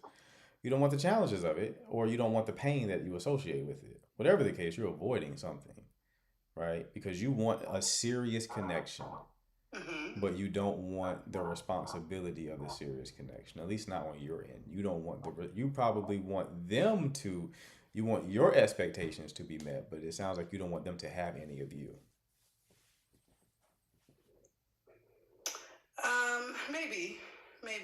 Maybe because I like my life and I don't want to, like, I've been in a marriage, I've sacrificed a lot. Mhm. I've sacrificed a lot of myself, and Right. now I'm to a point where I'm whole, Okay. and I don't want to like have that tampered with. But I do want to meet people, and so it's just about meeting the right people and putting myself in the position to do so. And how do I do that? And how do I explain that I'm not looking for exactly what TV says is a relationship, but how do I put myself out there? Like, what should I say? What I'm telling you is that it doesn't exist. Like everything I've told you is still, you haven't changed my perspective on that. You've been married, it didn't work, so it sounds like that was a painful experience for you. It So was. you're likely avoiding pain, and you found some very eloquent way to describe a very simple situation, which is you got hurt, owie, and you don't want the owie anymore. You don't want the pain, right? But you still want connection. You're not whole in the sense of like I don't want to deal with anybody. No, it sounds like you really want to deal with somebody. You really want some sort of connection, but you're afraid of getting hurt again. So you concocted this alternate reality where you can be with somebody and not be positioned to get hurt again. No one's telling you have to get married, but there is risk, inherent risk with any kind of romantic connection. You don't get to avoid any and all pain. The only way you do that is you remain alone. Hmm. Fair enough. Fair enough. Okay. Well, thank you. No problem, love. Best of luck to you. Danny boy. I felt that was a clip worthy too. That was bars at the end there. What's up? Danny boy, what's going on? Nothing much. I don't know if you remember that unk from earlier that was like about the ramble to the younger guy. He was on before. Okay. I think last time he was trying to rip into like one of the girls that called, and he's like, "If I was dating some of y'all, I'd be putting you through the mud," and we had to cut him off for that. So Why he's been isn't he on before. why isn't he So blocked yet? I don't know. I wasn't mod I back probably then. just missed him. But like, yeah, we could block people like that because I muted him. He immediately unmuted himself. Fuck this. I'm here. I'm gonna speak my truth. And I'm like, bro, the projection is insane. People project so hard and they don't even realize it, and it's clear as day if like from the outside in, right? So, oh, you're not even talking about this situation. You're on some totally different shit. Yeah, him. No, If you see the him unks again, are just on go their ahead and own time.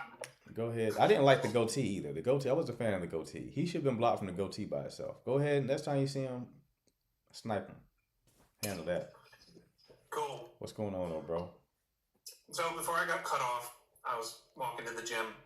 One of the things I wanted to do a discussion panel on next time I stream is there's a video, depending on how blessed or cursed your algorithm is, of a lady that essentially talked about how she was sitting by this fireplace, nice house, doing pretty well for herself. Right. And she was like talking about like, I never saw myself while I was sleeping with men with dirty socks, that I'd be here in this fireplace with my husband, just date the nerd. And it was received very poorly by the men. And that kind of led me to thinking, because one of the things I want to work on conceptualizing is what spark and safety is for men. I think it's different, but there's some sort of principle there. And I think one of the things that men need is they need to feel needed or they need to feel desired. So I think what triggered a lot of them is like this public denouncement of like, I feel like when she's like just marry the nerd, it doesn't really convey like a desire for her husband. It just seems like a settling for safe kind of vibe. Right. And I think that triggers a fear that a lot of men have, which is being settled for as the safe guy. Right. So I wanted to get your thoughts on. No, it's multiple things going on. The primary thing, depending on the reaction, is tell you exactly why they're mad. And I get why they're mad, right? I don't agree with her video. I didn't watch the video. I saw a lot of responses to it. That's D.L. Hughley's daughter, by the way, right? Yeah. But here's why they're mad. Because in their reality, what they've been taught with the red pill is that if a woman lives life a certain way, she'll never get this type of man, right? So they'll shame a lot of women, and there's truth to that, right? But they'll shame a lot of women for being promiscuous, for turning the good guys down, right? And their revenge fantasy is you never get the guy because you wasted your opportunity, right? And then they see some women do still get the guy. They go out and they do this crazy shit. They have this crazy lifestyle. Maybe they have an OF account. Maybe they do corn, right? And then they still get the guy. And that ruins their revenge fantasy in their mind. And they go batshit crazy. Okay. So it's almost like kind of the fantasy that, like, we call them spark heavy guys, but I guess the toxic guys or whatever, they'll never end up in the kind of relationship that said nice guys would want, but when it happens, when they get married, they settle down, whatever, it stings in that way too. Okay, that makes more sense. Mm-hmm. Kind of an easy way to get butthurt. That's one thing that's going on. That's not the only thing that's going on. It's also true what you were saying, right? But you know, guys, they're pretty much, she's describing the fear that a lot of guys have, which is like they end up wifing a woman like that and are unaware of her past, and then after they've already wifed her up, that's when they learn the truth of the situation. So like, you know, they're kind of projecting themselves into or living vicariously through the guy in that scenario. So that's another thing. So it's hitting on that fear, but it's also ruining the revenge fantasy that a lot of these guys have. Like, you'll see different corn stars who go out and just get married and seem like they have it all. And it's like, that's not fair. They were supposed to pay for this. They were supposed to pay for being this way. And it's like, not if they look good, bro. As long as they look good, that's all that's really required. You can argue that's the better place to be. If you really don't care about body count, who's better than a Reform 304? True. Who better for you than Reform? I'm not advocating it. I certainly don't want it for myself. But if you're somebody who don't care about the past, a Reform 304 might be the best option for you. Right? She got all the skills. You're going to have to move. You can't be in her hometown. You're going to have to relocate for sure. But assuming you got the logistical and financial means to move, it's gonna be very pleasing. It's gonna be very. You would be happier with a Reform 304 than you would be with a prude. Mm-hmm. Yeah. Someone who has integrated the Madonna whore dichotomy than you would with somebody who just occupies the Madonna. And then when you bring up the 304 stuff, she's like, ugh, you want to what? You want to bend me over? I don't. You would probably be happier with that. That's just the truth, bro. Yeah, it really is. I feel like from my personal experience, I've certainly dated women with different body counts for sure, and I found obviously the two extremes are never really fun. But like you've kind of said this before too. You don't really want someone that's not very experienced, like someone that's had no bodies or one, maybe two most. Like sometimes. I mean, that's also fine if you can grow with them, but a lot of guys know this. They probably will resist with me, like they may perceive that I'm co-signing it right now, which I'm not, right? I'm just saying if you're the type of guy who don't care about that, that's probably the best fit for you, right? But I'll tell you what a lot of guys would agree with. The 304s they've dated, especially if they didn't know they were a 304, they have the most fun. Yeah, best personalities. There's the most fun. And then you find out about it. You find out about the past. That's what ruins it for you. and you kind of know the past is there just because of the experience of the individual, but you don't have any evidence, so you kind of gaslight yourself. Right. But I was then, gonna say, like, go ahead. usually the partners I've had that have had a higher body count usually tend to have a better personality. The ones that Yes. were like really low, it seemed like partnership wise or relation wise, it seemed like I don't know if it was just a lack of experience or integration, but they always seem to internalize their past partners a lot more. They always seem to be the ones that are like less likely to get over their ex, Uh-huh. seem a little less emotionally available, or even just stiff with the whole process. Moving the relationship around, where someone that's had more partners, it's smoother, it's a better experience, and they're just funner people too. Yeah, that's been my experience, bro. So it's like, I certainly wouldn't want to wife up somebody who was making a video like that, right? But I also understand the outrage because there is a certain tendency that some women have to completely embarrass their husband for some reason. I don't know what it is, but they can't help themselves sometimes. It's like, oh, I'm going to say something. I'm just going to tell a story that paints me in a good light, but just completely runs my husband's name through the mud. And it's like, well, I don't know why you're doing that, but Right. I think in their head they probably to themselves they feel like they're doing something noble. Like, oh, like I overcame my desires for these kinds of men and found someone better. But I mean, outside looking in, it kind of sounds like you're saying I sacrificed my desires for someone that's safer, and I want to be validated for making that choice. my theory is I think that women in intrinsically hate weakness in men. So when you play the safe category, especially when you know their past and everything like that, they'll punish you unconsciously by making videos like that. I didn't think about that. So I like, guess what's inside has to come out. right, So that's kind of how they let it out. right. They're unconsciously punishing you because they kind of there's a degree of resentment there. They don't like that weakness, so they're just gonna beat you over the head with it. Um, that's my hypothesis because it's too much of it. There's obviously something else going on because we see too many videos like that.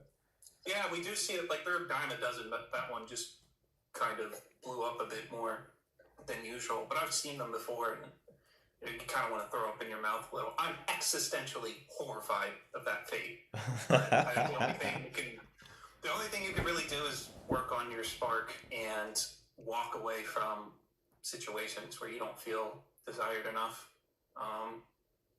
The worst thing you could do is overstay your welcome. But Right, outside of that, yeah, terrified. right. Don't want that.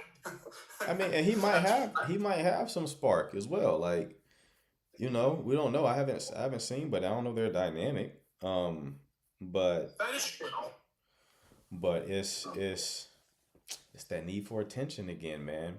It is an expression of a lack of respect for their husband, for sure. Mm-hmm.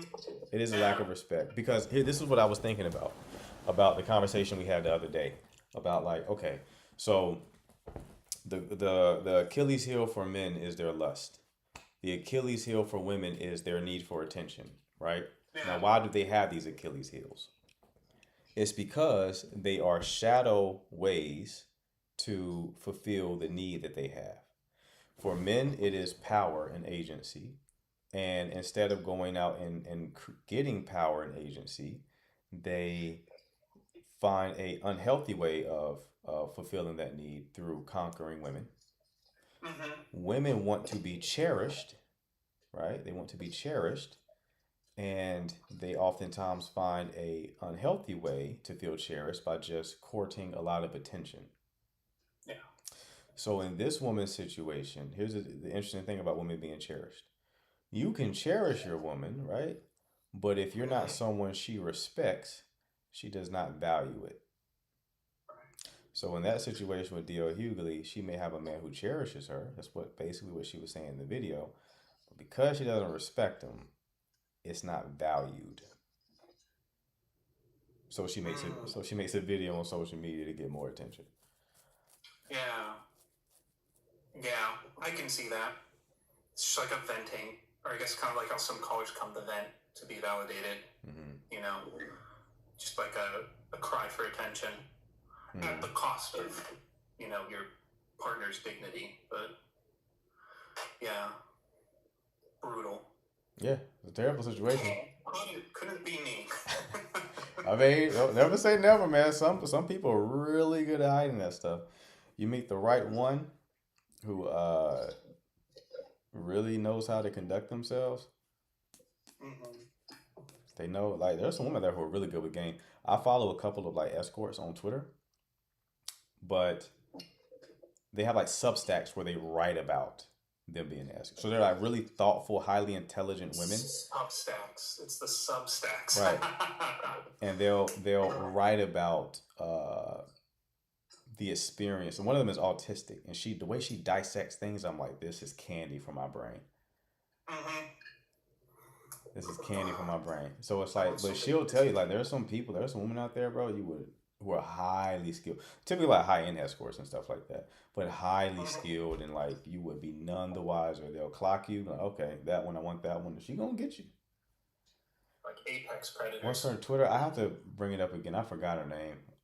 Aella, Ella, I think is her name. She has like an OF account. She's a high-end escort, and she has a Substack where she talks about like her experiences.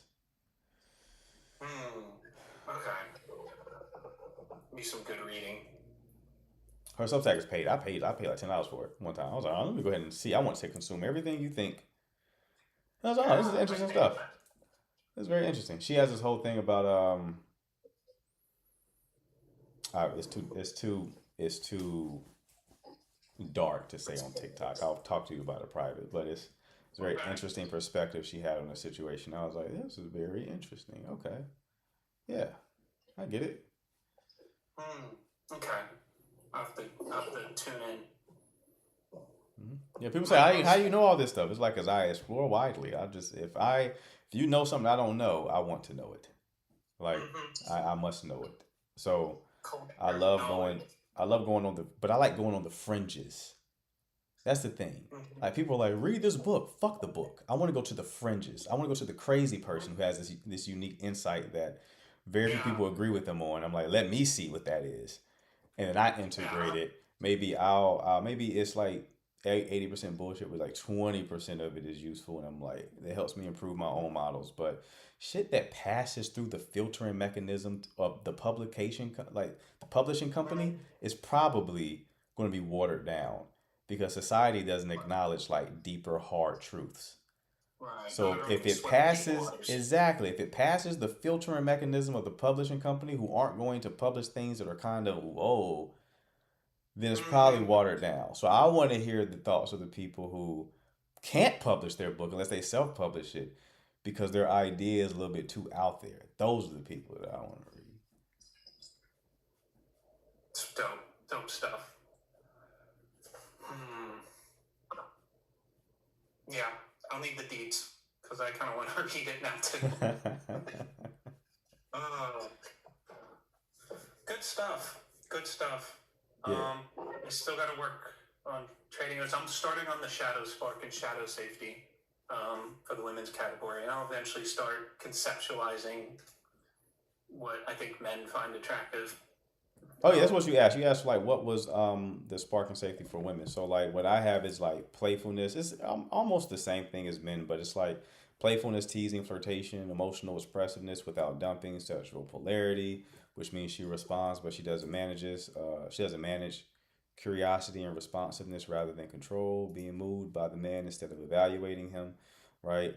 So though she tends to sacrifice those traits when she over-explains herself, she leaves the interaction, she tries to manage the outcome, she seeks reassurance instead of creating attraction. So those are going to be the spark things, right? The safety things are going to be emotional regulation, so she's not very reactive, consistency in mood and communication, clear boundaries without ultimatums, trusting his leadership instead of testing it, not making her anxiety his responsibility, right? And the things that kill safety will be using anxiety as a bonding tool, trauma dumping early, seeking constant clarity or reassurance, and punishing distance instead of tolerating it, right? So that's going to be spark and safety for women. I'm sure there's more an exhaustive list that can be added, but like that's the basics of it, right? Yeah, that's a good foundation. I I've kind of like categorized it in, I guess, subsections within each. Like, for example, for the men's side, like spark, I categorize it like primal spark. That's like visual, smell, dominance, polarity, etc. Emotion, erotic spark. That's kind of where tension, anticipation, curiosity, felt desire kind of lay. Right. Emotional spark. That's kind of like an attraction to the experience. So that's where like humor, charisma, unique experiences, playfulness, teasing. That's where that kind of sits. And then romantic spark, which is like an attraction to the relationship. So that one kind of depends on different factors, but it's an attraction. So for men, I'll probably categorize it similarly, because each require different kind of skills and development. And obviously you don't really carry all these things at the same time. They're important in different parts of the relationship, but they exist. Right. And then for safety, I have implicit safety, situational safety, emotional safety, and relational safety. Because obviously there's different phases where you want a general, like example, implicit safety, that's like the default safety. Whether it's being authentic, having integrity, displaying strength, leadership. Right. Situational safety, this is kind of where you use it in specific scenarios, because if you use it too much, obviously you kill there's so much, bro. There's so much you can keep going down this rabbit hole. Even in your physique, if you are lean and cut, you're giving off spark. If you're big and bulky, you're giving off safety. That's why women will, the guys who are very lean, but their boyfriends, they want to be kind of puffy, right? Because the boyfriends, they're prioritizing the safety in that dynamic. With the one night stand, they're prioritizing spark. It's really, the model is clean as fuck, bro. And it's like, you can really go deep down the rabbit hole. It's not really necessary for most guys, but I do it with clients a lot. Like I was telling a client today, bro, this is inside baseball, but guys, you will get a lot of value out of this. So I had a client who is a safety guy. He's very safe, nice guy, right? And he messaged his opener on Hinge. He's a safety guy. I'm gonna ask you. It's gonna be a pop quiz time. His goal is not a relationship. His goal is to date women, get better at, attraction in general. And if he comes across the right one, he doesn't mind being in a relationship, right? So he's not anti-relationship. It's just not his goal, okay? So that's his goal. That's important. He's a safety guy. His opener on Hinge is, you give me the vibe like you would be someone to bring home to mom. What's wrong with that? That's a very relational statement made there. Relational meaning what? Like, kind of calling her wifey material, in a sense. And or why? at least potential wifey material when it's probably a little too soon. And why is that a problem? Because if his goal is to be open-minded about a relationship, that's not his direct objective, then that's not the right frame to lead with. Right. Right. Perfect. I would have done something. See, a little that's more. why I say Danny is. I'm gonna explain a little bit differently than you, but you got the main idea of it. So what I told him is you have to always be knowledgeable on the frame. I asked him how frequently does that opener work. He said it works 6 out of 10 times. He gets a fair amount of responses, right? But here's the problem. So it's not a bad opener at all. He's getting 6 out of 10 responses because cold reading works. I keep telling guys, cold reading, right? But what I told him, I said, you look like not only are you a safety guy, you look like a safety guy. You look like a safety guy, right? I said, if you had like a neck tattoo and you look like a inmate and you said that it would work a lot better because it creates contrast, right? So you don't look like you would say this. So now I'm intrigued. He's wearing like a suit, cheesing in his picture, and everything about him screams safety, right? So the frame that he's setting by saying that, and for people who are listening, frame is basically the meaning that you give to events, but also you deciding how you're being perceived, right? So the frame that he's setting by saying that is I have intentions for a relationship, right? I have intentions for a relationship, which aligns with him looking like the safety guy, aka he's looking like he would be in a relationship. I told him, I said, a lot of women have what is called dual mating strategies. Men do too, right? So there are men who they will interact with and they will put him in the category of the fun guy and they'll go fuck him. They'll go sleep with him really quick.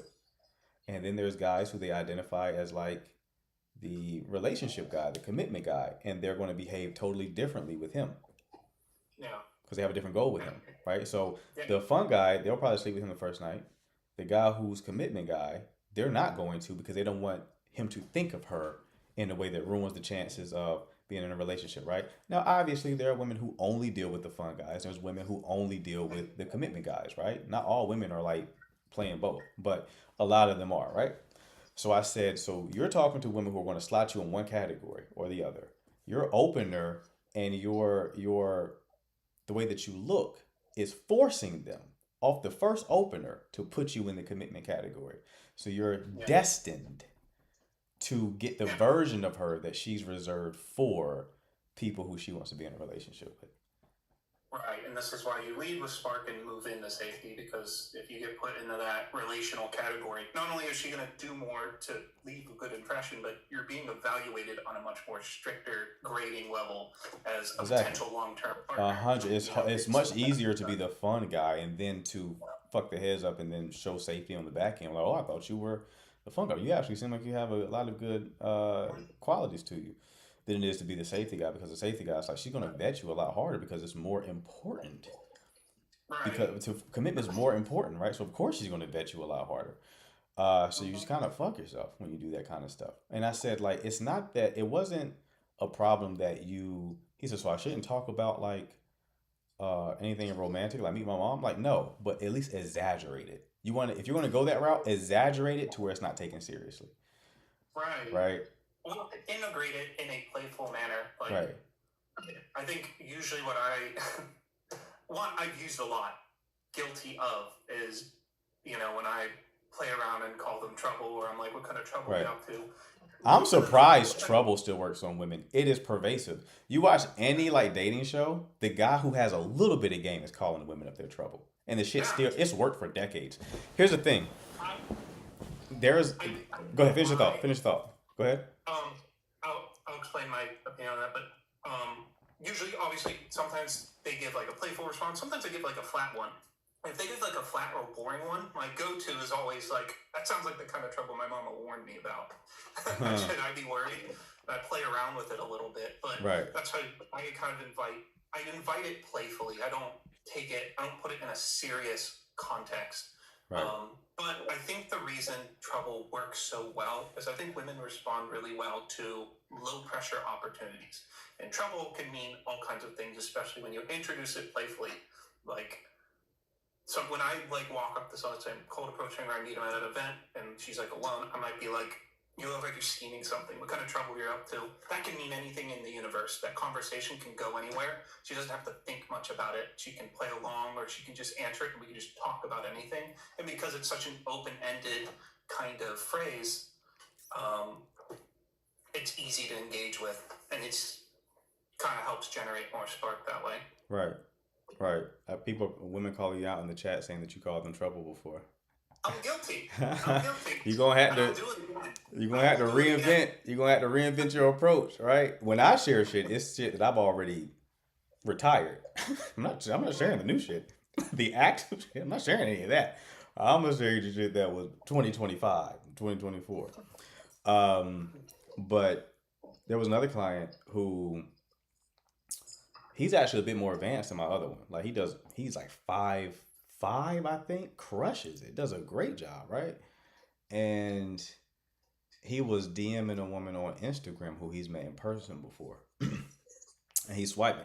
He's better at me with banter, which is a high bar. So he was like, I forgot, she posted something on her story and he was like, are you single or are you single? Right?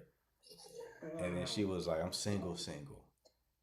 And she was like, but I thought you were married, right? and I think he said something to the effect of like, if I was married, that's a surprise to my mother, right? And he said, but no, I'm single as well. He said, I'm also single, childless, and with enough money to have some fun with, or something like that, right? Her response to that was, because he's in near New York, she's in Florida, right?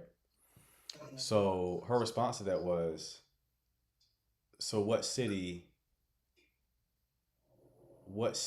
are we meeting in first, or something like that, with a smiley face. And I was like, and he was like, so what should I say to this? And I was like, I don't like telling people what to say. I want them to know how to think about it. So I said, I said, how was your connection with her? How do you know her? He was like, we had a brief connection like a couple of years back. I was like, so she's not psychologically ready to meet you right now. Like, so for her saying what city we're meeting in, that's alarm bells are going off in my head. So I said, here's what's going on. You mentioned money, you goofball. You mentioned money. You said I have enough money to have fun with. Or I'm paraphrasing, but he did mention money. You framed yourself as someone who's going to spend on her and show her a good time. So now she's like, so he was thinking like, was she asking, am I going to her city or is she coming to mine? I don't think she's asking that at all. I think she's just asking, what city are you taking the two of you to, right? Right. What city are you paying for you two to go to? That's the only reason why she would be so quick to jump to logistics without any kind of established connection first. Women are normally more skittish when it comes to planning logistics. You have to warm them up a bit before they start even being open to planning something in real life. For her to jump to that, you excited her because you are framing yourself as Mr. Moneybags. And it's either that or she's just playing into the fantasy of meeting you, but she's not very serious. She's just, bored and wants some attention. So I was like, that's your problem. It's the fucking framing. You're framing things wrong. What did you mention money for at all? Why did you mention that at all? All right. And then he kind of, right. People, It's killer. I had to learn that the hard way a lot. Yeah, frame it's incredibly important. It's something I have to hammer in with clients a lot because they haven't really heard of it before working with me. And it's something that you don't really appreciate. Even if you're aware of it conceptually, you're still not appreciating it enough. It's something you have to you start to understand the importance of, just in life in general. Frame is not just applicable to romantic connections. It's applicable to all life, right? So you don't want to frame, if you're a parent, you don't want to frame yourself as your children's friend. Right. You know what I mean? Because if you do, then they're going to engage you like a friend instead of an authority figure they should respect, right? Frame is just an important thing to be conscious of. So I'm like, you do want to understand how you are coming across, and you want it to be intentional, right? Not in a manipulative way, in where you're misrepresenting yourself, but you're authentically representing yourself. But you're making sure you're not communicating a message that is unintentional, like he was doing. He unintentionally communicated the message that he was going to spend a lot of money, and that was never his intention. Right. Just like the previous example was unintentionally communicating that he wanted a relationship with this woman unintentionally. So you want to understand frame so you can see what messages you're sending that you don't mean to send, and replace that with intentional messages. Right. Just making sure it aligns with your intention. Right. And the micro language can really shift that. Especially, I know women are very attuned to small details like that. So even a poor choice of words can just completely flip the whole situation. Yeah. In an unfavorable way. 100%. But it's that's what I've been really hammering in with clients recently, is just really understanding frame, what frame means, really doing the deep work to get them to move in a more authentic way. I was talking to, this wasn't even a client, this is a guy who wanted a one-off call with me, so I got him for a 2-hour call. And by the way, opening up 10 slots for women for coaching. The button at the bottom of the screen with the arrow pointing up, you can hit that, send me a DM. Just 10, so it's just one-off calls. So hit that button at the bottom of the screen with the arrow. We'll start a conversation. Reason why I'm doing that, I had a meeting with TikTok today, and they were like, we want to push your live out to more people, so we need you to use the fucking buttons on the screen. I was like, all right, we'll do it. That's awesome. Right. So we'll see how that works. But what was I saying? I lost train of thought. Yeah, I had a one-off call with him today, and I had to reveal he had like a father wound, like a deep father wound, right? And he wasn't aware of the impacts that the father wound can have on you. So he became like very performative. And like he has been working with a therapist. My favorite compliment is that I notice things that therapists don't know. Notice. Oh, that's my favorite thing. If you want to win me over, tell me that I know my therapist was wrong about this. Oh my God, I eat that shit up.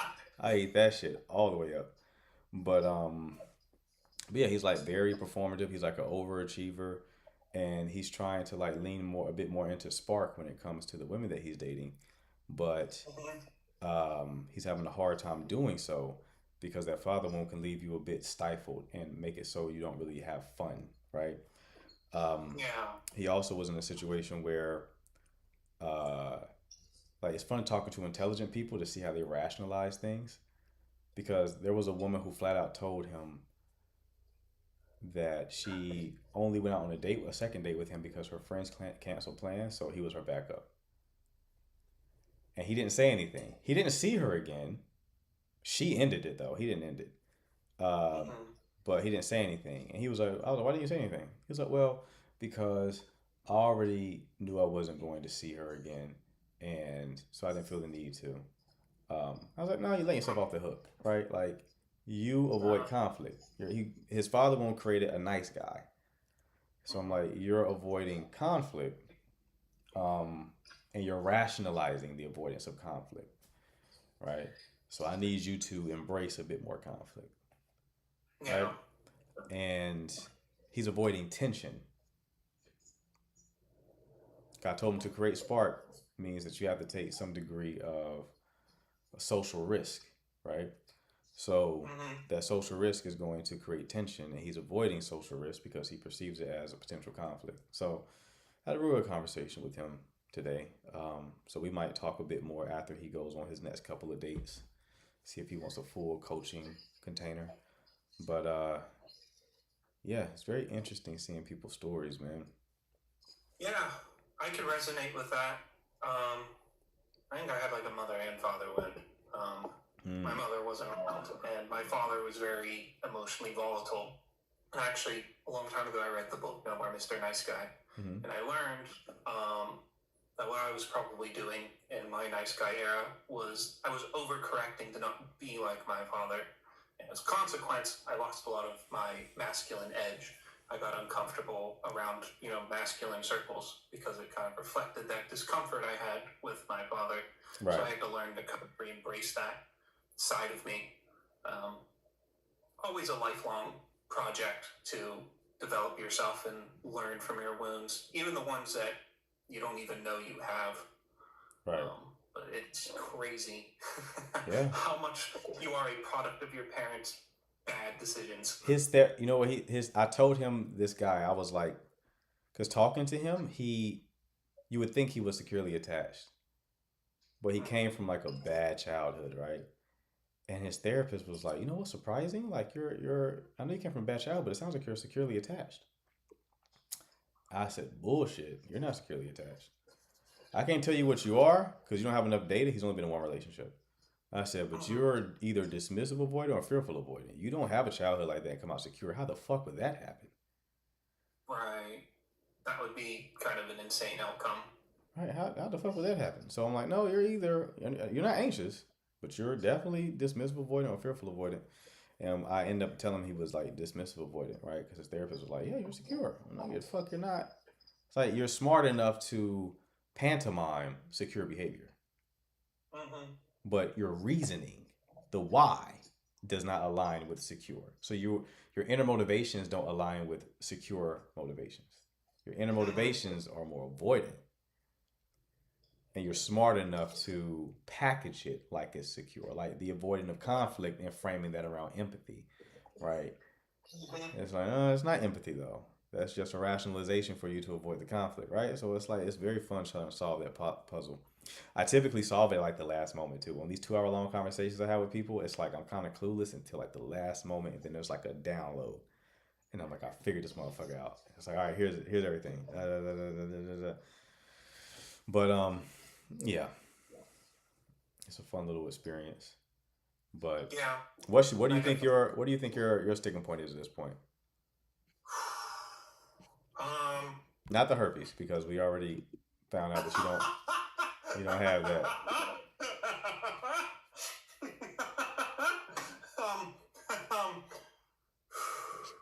Vetting for sure. Vetting. If that isn't obvious. I think knowing that I'm neurodivergent, I think I can always do better with containment. More micro containment than macro containment. Really making sure I'm not closing loops when I don't have to. Or Gotcha. like when I'm building Spark, not stamping that out too soon. I would say I've collected a decent amount of data, especially last year, but we might need to just do some digging. I might just need to have like a call with you for us to break it down, because I've done a bunch of different kind of self-work, but I probably need someone with a good sense for things that can ask the right questions, because I've had like therapists and like life coaches before, and the life coach I had last year, she put me in the right direction in terms of like just putting myself out there and Right. trying different avenues. And I ended up dating 10 different people last year and learned a lot about what I was good at and what I wasn't. And then I had that significant connection to me that didn't turn out well, but honestly, from hindsight, that one, there was like emotional blockages, there was ex-boyfriend issues. There's a lot of things where like more Spark was never going to fix that. But because I had to work on my Spark so much, I over-indexed on that. Like, oh, this is me regressing, or oh, this is the problem, when it's like, no, this is how dating works. You know, Right. things and your edge is probably somewhere else. So, but I think vetting is definitely one of those. I'm at that age where I need to be picking people that are a little more aligned with me, a little more compatible than they've been. So. Yeah, the bit that you said about containment, I need to make some content on that, because for neurodivergent people, containment is probably a big challenge. A big challenge, because we're so, I don't know if like autism is the same as ADHD in that way, but we lust after what stimulates us to a high degree. Yeah. So if it's stimulating for you to overplay your hand and talk about your level of interest and everything about yourself, that's going to lead to a more stimulating experience. You'll do it. You'll sacrifice traction in the process, but you'll do it because it's stimulating, right? That piece isn't necessarily my problem. I think it's more, and we can go into that into detail about this, but I think there's a lot of times, obviously I could be sarcastic, I can throw jokes, I can flirt, but I think being on the spectrum, there's a lot of times, obviously there's probably like a wire snipped up here somewhere, but a lot of shit will just go right over my head. I like to call them spark bids. So there's a lot of times where girls might say something or make a statement or give you ammunition where you can volley and move that into spark territory. And I think a lot of times that goes right over my head, or I miss it, or unless I'm the one leading the flirtation or the banter or the teasing, I don't always clap back in those opportunities where like she might say something. This is good for shit tests, right? Because obviously if she throws a shit test, the baseline thing you can do is just not react to it. Right. Downside is if she's trying to flirt with you or she's trying to banter with you, and I'm just giving like a flat response so that you can kind of stifle chemistry in that manner.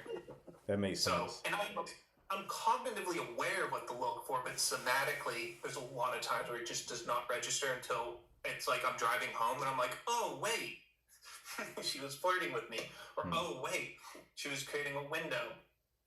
And it's like, unless I'm the one leading that situation or creating opportunities for certain windows of escalation or flirting, etc., I don't always catch what I need to progress that. You know what's funny? What's funny? I think the solution to that is just more experience. There's not a lot of variability with how women flirt. Right. You'll start to hear the same lines and shit. So that's just a pattern recognition thing. You know what's funny is I don't know how my pattern recognition got to. I don't know how I'm so good at just reading shit like fucking Sherlock Holmes, bro. But because I used to be so bad at it. I remember I was a lot younger, and I was working a job. My first job was actually we went to play bowling. It was fresh out of high school, and there was a woman there, girl. I guess we were that young. Who we were bowling. She was like egging me on like she can beat me or something like that. And it confused the fuck out of me. I was telling my friend, I was like, I'm clearly a way better bowler. Why would she ever say that she could beat me bowling? I'm so we literally just played 4 games. Now you see how many strikes I got? What the fuck, mate? What would possess her to think that she can beat me bowling, right? Right? And my homeboy was like, bro, she was flirting with you. What? She's not fucking serious. I was like, oh. Right. Oh, I had no idea. Right? I can get the really overt stuff. I feel like sometimes it's the subtle stuff that like my brain just doesn't register in the moment. And I mean, I'm cognitively aware of what it looks like when a woman's interested and she's flirting and she's trying to move things. I just, sometimes there's like a misfire in the brain when I comes through. But I'm much like you sometimes where like I take like something literally and then like a moment later I'm like, oh, that was not supposed to be like that. Right. Yeah, I don't know what was the game changer for me, to be honest with you, bro. Like, 'cause I don't miss shit now, but like when I was that age, I'm like, you had to like have a neon sign for me to understand what was going on. So, yeah, I think that it's just going to be pattern recognition. I don't think that this is going to be something that solves itself, nor do I think it's really that big of an issue for you either. No, not necessarily. I've noticed, I'm sure if we go to index all my romantic connections, I probably orbit around and get orbited by a lot of different neurodivergent women. I feel like it's just a natural kind of pull to those kind. And I don't know how to explain that, but it just kind of happens like that. I think from hindsight, I've had conversations with friends about a lot of them, and they're like, I think she's on the spectrum, or like, I think she's neurodivergent. And I'm like, you know, I can see that.